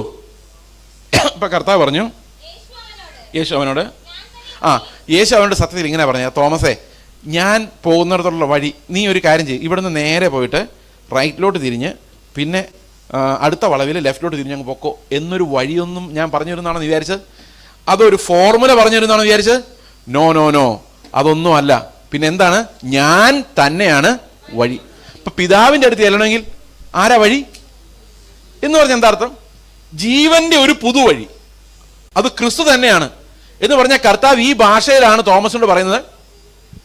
തോമസേ, നീ 3 വർഷമായിട്ട് എൻ്റെ കൂടെ നടന്നിട്ടും നീ കണ്ടില്ല ഞാൻ എങ്ങനെ പിതാവിനെ പ്രസാദിപ്പിക്കുന്നതെന്ന്. നീ കണ്ടില്ല ഞാൻ പാപത്തോടെ എങ്ങനെ എതിർത്ത് നിൽക്കുന്നതെന്ന്. നീ കണ്ടില്ല ഞാൻ എങ്ങനെ നീതിയിൽ അനുസരണത്തിൽ തികഞ്ഞവനാകുന്നതെന്ന്. നിന്റെ വഴി ഇത് തന്നെയാണ്. ഞാൻ എങ്ങനെ ജീവിച്ചോ അതേ വഴി തന്നെയാണ് നിനക്കും ഉള്ളത്. അപ്പൊ ജീവന്റെ പുതുവഴി എന്ന് പറഞ്ഞാൽ ആര് നടന്ന വഴിയാ? കർത്താവ് നടന്നുപോയ ഇടുക്ക് വഴിയാ. ആ ഇടുക്ക് വഴിയെ ഞാൻ പ്രവേശിക്കുമ്പോഴാണ് എൻ്റെ ശരീരം യാഗമാകുന്നതും ആരാധനയ്ക്കായി ഞാൻ ബുദ്ധിയുള്ള യാഗമായി സമർപ്പിക്കപ്പെടുന്നതും. അപ്പോൾ എങ്ങനെയാ സംഭവിക്കുന്നത് വെച്ച് കഴിഞ്ഞാൽ എൻ്റെ മനസ്സ് എൻ്റെ ജഡത്തിന് അനുരൂപമായതിനെ മാറി ആത്മാവിന് അനുരൂപമായ ചിന്തകളിലേക്ക് ഞാൻ വളർന്ന് പതുക്കെ പതുക്കെ ക്രിസ്തുവിൻ്റെ സ്വഭാവം എന്നിലേക്ക് ഇറങ്ങി വന്ന് എൻ്റെ മനസ്സിനെ കർത്താവ് എന്ത് ചെയ്യുക? ഈ ആത്മാവുമായിട്ട് ബന്ധിപ്പിക്കുക. നമ്മൾ മരിക്കുമെന്ന് സംഭവിക്കുന്നറിയോ? ആത്മാവും മൈൻഡും കൂടെ ഒന്നാവും. അതോടുകൂടി നമ്മുടെ വിശുദ്ധീകരണം പൂർത്തിയാവും. ഇനി നമ്മൾ വിശദീകരിക്കാൻ പറ്റില്ല. ആ മരിക്കുന്ന മോമെൻറ്റിൽ നമ്മുടെ ആത്മാവും പ്രാണനും കൂടെ ഒന്നിച്ചായിട്ട് ഞാൻ എന്ന് പറയുന്ന ഈ വ്യക്തി കർത്താവിൻ്റെ അടുത്തേക്ക് പോവും, ശരീരം ഈ മണ്ണിലേക്ക് വിടും. അപ്പം മനസ്സ് പൂർണ്ണമായും ആരുടെ ഒപ്പം നിൽക്കും? ശരീരത്തിൻ്റെ ഒപ്പമല്ല, ആത്മാവ് പറയുന്നത് കേൾക്കുന്ന, അതിനോട് എഗ്രി ചെയ്യുന്ന, സ്തോത്രം ചെയ്യുന്ന ഒരു മൈൻഡ് നമുക്കുണ്ടാവും. ഈ മൈൻഡാണ് കൺവേർട്ടഡ് റിന്യൂഡ് മൈൻഡ്. അപ്പോൾ റിന്യൂഡ് മൈൻഡിന് എപ്പോഴും ആർക്കേ മഹത്വം കൊടുക്കുള്ളൂ? ദൈവത്തിന് മാത്രമേ മഹത്വം കൊടുക്കുള്ളൂ. മനസ്സിലാവുന്നുണ്ടോ ഞാൻ പറയുന്നത്? അപ്പോൾ വർഷിപ്പ് ചെയ്യുന്ന മൈൻഡാണ് ഡെലിവേർഡ് ആകുന്നത്, ആത്മാവുമായിട്ട് യോജിക്കുന്നത്. അതുകൊണ്ട് മനസ്സിനോട് പറയുക, എൻ മനമേ നീ യഹോവയെ സ്തുതിക്കുവിൻ, വാഴ്ത്തുവിൻ. അതിനർത്ഥം എന്താ? ഈ മനസ്സ് എന്തിനോട് എഗ്രി ചെയ്യണം? ആത്മാവ് തരുന്ന കാഴ്ചകളോട്, ആത്മാവ് പറയുന്ന വാക്യങ്ങളോട് മൈൻഡ് പൂർണ്ണമായിട്ട് എഗ്രി ചെയ്യണം, ഒരു റിബല്യനും ഇല്ലാതെ. എന്ന് പറഞ്ഞാൽ ആദ്യം ഈ നന്മതിന്മകളുടെ വൃക്ഷത്തിൻ്റെ ഫലം ഉണ്ടായിരുന്നുകൊണ്ട് കർത്താവ് എന്ത് പറഞ്ഞാലും ഞാനൊന്ന് ആലോചിക്കും. ഇപ്പോൾ ഉദാഹരണത്തിന് ഞാനിവിടെ പ്രസംഗിച്ചുകൊണ്ടിരിക്കുമ്പോൾ കർത്താവ് പറയാം നിർത്തിക്കോ, നീ കാശ്മീരിൽ പോയി സുവിശേഷ വേല ചെയ്തോ എന്ന് പറയുവാണെങ്കിൽ ഞാൻ ഇവിടെ തന്നെ ഇത് ഓഫ് ചെയ്ത് ആ വഴി ഇറങ്ങി അങ്ങ് പോകും. അപ്പം നിങ്ങൾ ചോദിക്കുക എങ്ങോട്ട് പോവാ? കാശ്മീരിലോട്ട് പോവാ. എങ്ങനെ ഉണ്ടായിരിക്കും? ഇവനെയൊക്കെ വിളിച്ചത് ഒരു പ്രസംഗം പോലും കംപ്ലീറ്റ് ചെയ്യാതെ പോകുന്നത് കണ്ടില്ലേ എന്ന് ചോദിക്കുമല്ലേ? ഞാൻ മൈൻഡ് ചെയ്യില്ല. കാരണം എന്താ? കർത്താവിനോട് പോകാൻ പറഞ്ഞു. എനിക്ക് നന്മതിന്മകൾ അറിയാവുന്നതുകൊണ്ട് ഞാൻ അത്ര പെട്ടെന്ന് പോകില്ല. ഞാനപ്പോൾ നിങ്ങൾ എന്ത് ചിന്തിക്കുന്ന ആലോചിക്കും. കാരണം എന്താ, എൻ്റെ ഉള്ളിൽ എന്ത് കിടപ്പുണ്ട്? ഈ പഴം കിടപ്പുണ്ട്. അത് ആലോചിച്ചാലും പോരാ, കുഴപ്പമില്ലായിരുന്നു. പിന്നെ കുറേ കാര്യം ആലോചിക്കും. എൻ്റെ മക്കൾക്ക് അവിടെ എഡ്യൂക്കേഷൻ കിട്ടുമോ? നമ്മുടെ മൊബൈൽ ഫോണിന് റേഞ്ച് ഉണ്ടോ? അവിടെ പോയാൽ തിരിച്ചു വരാൻ പറ്റുമോ? ഞാൻ ആന്ധ്രയിലോട്ട് കർത്താവ് പോകാൻ പറഞ്ഞപ്പോൾ ഞാൻ ആദ്യം നോക്കിയത് ഫോണിന് റേഞ്ച് ഉണ്ടോയെന്ന്. റിയലി പിന്നെ കർത്താവ് മനസ്സിലാക്കിയത് അങ്ങനെയൊന്നും നോക്കാൻ പാടില്ല എന്ന് പിന്നെയാണ് മനസ്സിലായത്. അപ്പോൾ നമുക്ക് ഈ നന്മതിന്മകൾ അറിയാവുന്നതുകൊണ്ട് ബോംബ് വെച്ചാൽ ഞാൻ കാണുമോ? വയസ്സാം കാലത്ത് എൻ്റെ അപ്പനെ അമ്മേനെ ആര് നോക്കും? അപ്പോൾ നമ്മൾ ജീവൻ്റെ വഴിയിലേക്ക് പ്രവേശിച്ച് കഴിഞ്ഞാൽ പിന്നെ നമ്മുടെ ശരീരം പറയുന്നൊന്നും നമ്മൾ കേൾക്കുകയില്ല. ആത്മാവ് എന്ത് പറയുന്നു അതിനോടെല്ലാം മൈൻഡ് ആമേൻ ആമേൻ എന്ന് പറഞ്ഞുകൊണ്ടിരിക്കും. അതാണ് യഥാർത്ഥ വർഷിപ്പ്. അപ്പം ഞാൻ പറയാണ്, കർത്താവ് എൻ്റെ ബുദ്ധിയേക്കാളും വലുത് നീയാണ്, എൻ്റെ പ്ലാനിങ്ങിനേക്കാളും വലുത് നീയാണ്, എൻ്റെ മക്കളെക്കാളും എൻ്റെ മാതാപിതാക്കളെക്കാളും എൻ്റെ ജോലിയേക്കാളും എനിക്കുള്ള എല്ലാറ്റിനേക്കാളും എൻ്റെ ജീവനേക്കാളും വലുത് നിൻ്റെ ശബ്ദമാണ് എന്ന് ഞാൻ പറയുമ്പോഴാണ് ഞാൻ ആരായി മാറുന്നത്? ഈ ദൈവത്തിൻ്റെ രാജ്യമായി മാറുന്നത്. ഈ ഒരു വർഷിപ്പ്, എൻ്റെ മൈൻഡ് കർത്താവിനെ വർഷിപ്പ് ചെയ്യുന്നത് അത്. അപ്പം ശരീരം പൂർണ്ണമായിട്ടും. അപ്പോൾ പൗലോസ് പറയാണ്, ആ വർഷിപ്പിന്റെ ഫലമായിട്ടാണ് പൗലോസ് പറയുന്നത്, ഞാൻ ജഡപ്രകാരം ആരെയും അറിയുന്നില്ല. എന്നിട്ട് അതിന് കൂടെ ഒരു ഡയലോഗ് പറഞ്ഞു, യേശുക്രിസ്തുവിനെ പണ്ട് ഞാൻ ജഡത്തിൽ അറിയുമായിരുന്നു, ഇപ്പം കർത്താവിനെ പോലും ജഡത്തിൽ അറിയുന്നില്ല എന്ന് പറഞ്ഞാൽ എങ്ങനെയാണ് സംഭവിക്കുന്നത്? യേശുക്രിസ്തുവിനെ ജഡത്തിൽ അറിയാന്ന് പറയുന്നതെന്നറിയോ? യേശുക്രിസ്തു എന്ന വ്യക്തി ഇവിടെ വന്ന് ജീവിച്ചു, മരിച്ചു, ഉയർത്തെഴുന്നേറ്റു. ആ വ്യക്തി എനിക്കറിയാം. ഇപ്പം ഹൃദയത്തിലേക്ക് സ്വീകരിക്കുന്നു, ഹൃദയത്തിൽ ചെയറിട്ട് കർത്താവ് ഇരിക്കുന്നു. ഞാൻ രാവിലെ, നമ്മുടെ ഈ ഒരു ദിവസം എന്ന് പറയുന്നത് 24 മണിക്കൂറല്ലേ? ആണോ? കുവൈറ്റിലും അങ്ങനെ തന്നെയല്ലേ? ഓക്കെ. അപ്പോൾ 24 ബോഗിയുള്ളൊരു ട്രെയിനായിട്ട് നമ്മുടെ ഒരു ദിവസത്തെ സങ്കല്പിച്ചോ. 24 ബോഗിയുള്ള ട്രെയിൻ. അതിനകത്ത് രാവിലെ 6 മണിക്കുള്ള ആ ബോഗി, 6 തൊട്ട് 7 വരെയുള്ള ബോഗിയിലും വൈകിട്ടൊരു 8 മണി തൊട്ട് 9 മണി വരെയുള്ള ബോഗിയിലും മാത്രമേ ആരുള്ളൂ? കർത്താവുള്ളൂ. മനസ്സിലായോ? ബാക്കി എല്ലാ ബോഗിയിലും നമ്മൾ തന്നെ രാജാക്കന്മാർ. സമ്മതിച്ചോ? അപ്പൊ ദൈവത്തെ വർഷിപ്പ് ചെയ്യുന്നത് നമ്മൾ ജഡപ്രകാരോ എന്ന് പറഞ്ഞു കഴിഞ്ഞാൽ എൻ്റെ ജീവന്റെ ഭാഗമായി വരുന്നില്ല. പിന്നെയോ സാധാരണ മതങ്ങളിലുള്ള പോലെ ഒരു വർഷിപ്പ് ടൈമിൽ മാത്രമേ ഞാൻ കർത്താവിനെ വർഷിപ്പ് ചെയ്യുന്നുള്ളൂ. എന്നാൽ ശരീരം യാഗമാകുമ്പോൾ മനസ്സ് ആത്മാവിനോട് ചേരുമ്പോൾ 24 ബോഗിയിലും ദൈവം തന്നെ ആയിരിക്കും രാജാവ്. മനസ്സിലാകുന്നുണ്ടോ? അപ്പൊ ഞാൻ ജഡപ്രകാരമല്ല ദൈവത്തെ അറിയുന്നത്, എൻ്റെ ജീവനായിട്ട് അറിയുന്നത്. ക്രിസ്തു എൻ്റെ ഉള്ളിൽ ജീവിപ്പിക്കുന്ന ആത്മാവായി മാറുക, അവൻ്റെ ജീവൻ എൻ്റെ ജീവിതമായി മാറുക. അപ്പം ഞാൻ എങ്ങനെയാണ് കർത്താവിനെ അറിയുന്നത്? കർത്താവ് ഒരു കസേര ഇരിക്കുന്നതായിട്ടല്ല അറിയുന്നത്, എന്നിലൂടെ വസിക്കുന്നതായിട്ട് അറിയുന്നത്. അതാണ് ജീവന്റെ വഴി എന്ന് പറയുന്നത്. Christ living through me by faith. വിശ്വാസത്താൽ അവൻ എന്നിൽ വസിക്കുന്നതാണ് യഥാർത്ഥ വർഷിപ്പിൻ്റെ ഉദ്ദേശം. അപ്പം നിങ്ങൾ ആലോചിക്കുക, വർഷിപ്പ് എത്ര പ്രധാനമാണെന്ന്. കർത്താവിൻ്റെ മരണ പുനരുത്ഥാനങ്ങളെ കൺഫസ് ചെയ്യുന്നതും, കർത്താവെ നിന്റെ യാഗം മൂലമെന്ന് എൻ്റെ മൈൻഡ് പറയുന്നതും, ജീവന്റെ പുതുവഴി നീ തുറന്നു തന്നതാണ് കറക്റ്റ് എന്ന് എൻ്റെ മനസ്സുകൊണ്ട് ഞാൻ അക്നോളജ് ചെയ്യുന്നതും എൻ്റെ വിശുദ്ധീകരണത്തിന് എത്ര ആവശ്യമാണെന്ന് നിങ്ങൾ മനസ്സിലായോ? അപ്പം നമ്മൾ പ്രാർത്ഥിക്കുന്നതിനേക്കാളും കൂടുതൽ എന്ത് ചെയ്യണം? കർത്താവിനെ ബുദ്ധി കൊണ്ട് സ്തോത്രം ചെയ്യണം, മൈൻഡ് കൊണ്ട്, ആത്മാവ് കൊണ്ട് സ്തോത്രം ചെയ്യണം. അതുപോലെ തന്നെ എന്ത് ചെയ്യണം? ബുദ്ധി കൊണ്ട് സ്തോത്രം ചെയ്യണം. കാരണം ബുദ്ധി കൊണ്ട് സ്തോത്രം ചെയ്യുമ്പോഴാണ് ബുദ്ധി ആത്മാവിൻ്റെ കാര്യങ്ങളോട് എഗ്രി ചെയ്യുന്നത്. കാരണം അന്യഭാഷ പറഞ്ഞ് ആരാധിക്കുമ്പം ബുദ്ധി കൊണ്ട് ആരാധിക്കുന്നില്ല, ബുദ്ധി അബലമാണ്. അതേ സമയത്ത് ബുദ്ധി കൊണ്ടും കൂടെ ഒന്ന് ആരാധിച്ച് നോക്കിയേ. അപ്പോൾ ഈ ബുദ്ധി എന്തിനോട് എഗ്രി ചെയ്യും? ഈ ആത്മാവിനോട് എഗ്രി ചെയ്യും. ബുദ്ധി ആത്മാവിനോട് എഗ്രി ചെയ്താണ് നമ്മുടെ വിശുദ്ധീകരണം നടക്കുന്നത്. നമ്മുടെ mind agrees with the spirit. അതിനെയാണ് നമ്മൾ വിശുദ്ധീകരണം എന്ന് പറയുന്നത്. ഒരു ഡിസ്കോർഡും ഇല്ലാതെ, ഒരു എതിർപ്പും ഇല്ലാതെ, ഒരു വിമത ശബ്ദവും ഇല്ലാതെ ആത്മാവ് എന്തെല്ലാം ഉൾക്കാഴ്ചകൾ നമുക്ക് തരുന്നോ അതിനോടെല്ലാം മനസ്സിന് ആമേൻ പറയാൻ പറ്റുന്നതിനെയാണ് നമ്മൾ ക്രിസ്തുവിൻ്റെ പെർഫെക്ഷൻ എന്ന് വിളിക്കുന്നത്. മനസ്സിലായോ? അപ്പോൾ ഈ ഒരു തലത്തിലേക്ക് നമുക്ക് ഉയരാൻ ഈ ഞായറാഴ്ച ആയതുകൊണ്ട്, ആഴ്ചവട്ടത്തിൻ്റെ 1-ാം ദിവസം ആയതുകൊണ്ട് ഞാൻ നിങ്ങളുടെ എടുത്തു പറഞ്ഞെന്നുള്ളതേ ഉള്ളൂ. ആരാധന, സ്തോത്രം, സ്തുതിസ്തോത്ര യാഗങ്ങൾ. കാരണം അവൻ അത് സ്വീകരിപ്പാൻ യോഗ്യനാണ്, അവന് മാത്രമേ യോഗ്യതയുള്ളൂ. ഒരു കാര്യമാണ് ഞാൻ നിങ്ങളുടെ ഈ ആരാധനയുമായിട്ട് ബന്ധിപ്പിച്ച് പറഞ്ഞിട്ട് ഞാൻ ആവസാനിപ്പിക്കാൻ ആഗ്രഹിക്കുന്നു. പലരും ചോദിക്കാറുള്ള ചോദ്യമാണ്, ദൈവത്തിന് എന്തിനാ ആരാധിക്കാൻ ഇത്ര കൊതിയെന്ന്. ചിലർ പറയുന്നത് നമ്മൾ ആരാധിക്കാൻ വേണ്ടി സൃഷ്ടിച്ചേക്കുന്നത്. അപ്പം എപ്പോഴും ഇങ്ങനെ കർത്താവേ നീ വലിയവനാണെന്ന് പറഞ്ഞുകൊണ്ടിരിക്കുകയാണെങ്കിൽ കർത്താവിന് ഭയങ്കര സന്തോഷമാണ്. അപ്പം നമ്മൾ ഈ ആരാധന കൊതിയനായ ഒരു ദൈവമാണ് നമുക്കുള്ളത്. അതുകൊണ്ട് എപ്പോഴും ഇങ്ങനെ പൊക്കി പറഞ്ഞുകൊണ്ടിരുന്ന കാര്യങ്ങൾ നടക്കും. നമ്മൾ അങ്ങനെ ചിന്തിക്കുന്നവരുണ്ട്. ആരാധിക്കുമ്പോൾ പൊക്കി പറഞ്ഞാൽ എന്ത് കിട്ടും? എൻ്റെ സഹോദരങ്ങളെ, നമ്മൾ ഒരു വിടുതലിനും വേണ്ടി അല്ല ആരാധിക്കുന്നത്, വിടുതൽ കിട്ടിയത് കൊണ്ട് ആരാധിക്കുന്നത്. ആണോ? നമ്മൾ വിടുവിക്കപ്പെട്ടത് കൊണ്ടാണ് നമ്മൾ എന്ത് ചെയ്യുന്നത്? കർത്താവേ സ്തോത്രം എന്ന് പറയുന്നത്. അത് ദൈവത്തിൻ്റെ മഹത്വം കണ്ടിട്ടല്ല, കാര്യം സാധിക്കാൻ വേണ്ടിയല്ല. ഓക്കെ. അപ്പോൾ ദൈവത്തെ ആരാധിക്കുമ്പോൾ ആരാധന കൊതിയനായ ദൈവം ആയതുകൊണ്ടല്ല. എന്തിനാണ് ദൈവം നമ്മോട് അവനെ ആരാധിക്കണം എന്ന് ആവശ്യപ്പെടുന്നത്? നിങ്ങൾക്ക് ചിന്തിക്കാൻ പറ്റുന്നുണ്ടോ? ഇപ്പോൾ എൻ്റെ വായിൽ ഇഷ്ടം പോലെ ഉമിനീരുണ്ട്. ഉമിനീര്, സലൈവ. നിങ്ങൾക്ക് എല്ലാവരുടെ വായിലില്ലേ? അത് അവിടെ ഇരിക്കുമ്പോൾ എന്തായാലും വിഷമമുണ്ടോ നിങ്ങൾക്ക്? ഇല്ലാതെ വന്നാലാ വിഷമം അല്ലേ? ഇല്ലാതെ വന്നാൽ വെള്ളം കുടിച്ച് നമ്മൾ മടുക്കും. അതേസമയത്ത് ഈ സലൈവ വേറൊരുത്തൻ്റെ ഷർട്ടിലായാലോ മഹാവൃത്തികേടല്ലേ? ഒയ്യോ, എന്തൊരു വൃത്തികേടാ. അപ്പോൾ ഇരിക്കേണ്ട സ്ഥാനത്ത് ഇരുന്നാലെല്ലാം മനോഹരമാണ്. സ്തുതി ആർക്ക് മാത്രം ഉചിതമാവുള്ളൂ? ദൈവത്തിന് മാത്രം ഉചിതമാവുള്ളൂ. അവിടെ ഇരിക്കുമ്പോൾ അത് പെർഫെക്റ്റാണ്. അതിനിടയിൽ മനുഷ്യനെ ഉയർത്താൻ പോകുമ്പോൾ അത് മഹാ അശ്ലീലമാണ്. കാരണം ഒരു മനുഷ്യനും ഒന്നുമല്ല. മനസ്സിലാവുന്നുണ്ടോ? ഇപ്പോൾ മനുഷ്യനെ ഉയർത്തുമ്പോൾ ഈ തുപ്പൽ വേറൊരാളുടെ ഷർട്ട് ഇരിക്കുന്ന പോലെ സ്തുതി ഒരു മനുഷ്യനിലേക്ക് പോകുമ്പോൾ അത് അശ്രീകരവും അശ്ലീലവുമാണ്. എന്നാൽ ദൈവത്തിനത് കൊടുക്കുമ്പോൾ അത് ഉചിതവും യോഗ്യവുമാണ്. അവിടെ ഒരു അശ്ലീലവുമില്ല. അതങ്ങനെ കൊടുക്കണമെന്ന് ദൈവം പറയാനുള്ള കാരണം, ദൈവത്തെ നമ്മൾ മഹത്വപ്പെടുത്തിയില്ലെങ്കിൽ നമ്മുടെ സോള് ഇതിനകത്ത് കയറി ആ മഹത്വം വലിച്ചെടുത്തുകൊണ്ട് പോകും. അപ്പോൾ എന്ത് ചെയ്തുകൊണ്ടിരിക്കണം? തുടർച്ചയായിട്ട് നമ്മൾ ബോധപൂർവം ദൈവത്തെ വർഷിപ്പ് ചെയ്യുന്ന എന്തിനു വേണ്ടിയാണെന്ന് വെച്ച് കഴിഞ്ഞാൽ, ആരാധനയുടെ ഒരു അംശം പോലും ഒരു മനുഷ്യനിലേക്ക് പോകാതിരിക്കാനും ഒരു മനുഷ്യന്റെ സംഖ്യയുടെ മുമ്പിൽ നമ്മൾ വണങ്ങാതിരിക്കാനുമാണ്.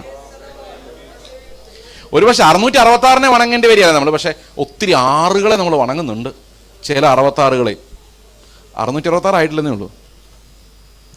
അപ്പോൾ നമ്മുടെ രക്ഷയുടെ മഹത്വം, നമ്മുടെ ജീവിതത്തിന്റെ മഹത്വം ഒരു 6ലേക്കോ 66ലേക്കോ പോകാതെ ക്രിസ്തുവിലേക്ക് പോകാൻ വേണ്ടിയാണ് നമ്മളോട് പറയുന്നത് എപ്പോഴും അവനെ സ്തുതിച്ചുകൊണ്ടിരിക്കുക, സ്തോത്രം ചെയ്തുകൊണ്ടിരിക്കുക. കാരണം we are not worthy of anything, for everything the Lord is worthy. അപ്പോൾ ബുദ്ധിയുള്ള ആരാധന എന്ന് പറയുന്നത് എന്താണെന്ന് മനസ്സിലായത്? ജീവന്റെ പുതുവഴിയിലൂടെ നമ്മൾ കടന്നിട്ട് പറയാണ്, കർത്താവെ, എൻ്റെ ശരീരം പറയുന്ന വഴിയല്ല, നീ പറഞ്ഞ വഴിയാണ് മഹത്വം. അതിലെതിലേ പോയാലും എനിക്ക് കുഴപ്പമില്ല. As you command I follow. എൻ്റെ മൈൻഡ് എല്ലാറ്റിനോടും ആമേൻ പറയുന്നു. എൻ്റെ മൈൻഡ് നീ പറയുന്ന എല്ലാറ്റിനോടും ആമേൻ പറയുമ്പോൾ ആ ബുദ്ധിയുള്ള ആരാധനയായി ഞാൻ ജീവന്റെ വഴിയിലേക്ക് കിടക്കുകയാണ്. നമുക്ക് കരങ്ങൾ ഉയർത്തി കർത്താവിനെ ഒന്ന് സ്തോത്രം ചെയ്ത് മഹത്വപ്പെടുത്താം. ഒരു നിമിഷം നമുക്ക് അവനെ ആരാധിക്കാം, സ്തോത്രം ചെയ്യാം. നമ്മളെ വീണ്ടെടുത്ത കർത്താവിനെ നമുക്ക് ഓർക്കാം. അവൻ്റെ രക്തം നമ്മളെ വീണ്ടെടുക്കുവാൻ, നമ്മുടെ പാപങ്ങളെ കഴുകുവാൻ വാ തുറന്ന് കർത്താവിനെ ഒന്ന് മഹത്വപ്പെടുത്താം. കർത്താവെ, ഞങ്ങൾ നശിച്ചു പോകുമായിരുന്ന ഞങ്ങളോട് അങ്ങ് കാണിച്ച സ്നേഹം, അങ്ങയുടെ ശരീരം ഞങ്ങൾക്കായി വിട്ടു തന്നത്, കർത്താവെ, അങ്ങ് വേദനയോടെ കാൽവരി ക്രൂശിൽ പിടഞ്ഞു മരിക്കുമ്പം എന്നെ ഓർത്തതിന്, എൻ്റെ പേര് പിതാവിനോട് പറഞ്ഞതിന്, കർത്താവെ, നന്ദിയോടെ ഞാൻ അങ്ങയെ സ്തോത്രം ചെയ്യുന്നു. ഞങ്ങൾ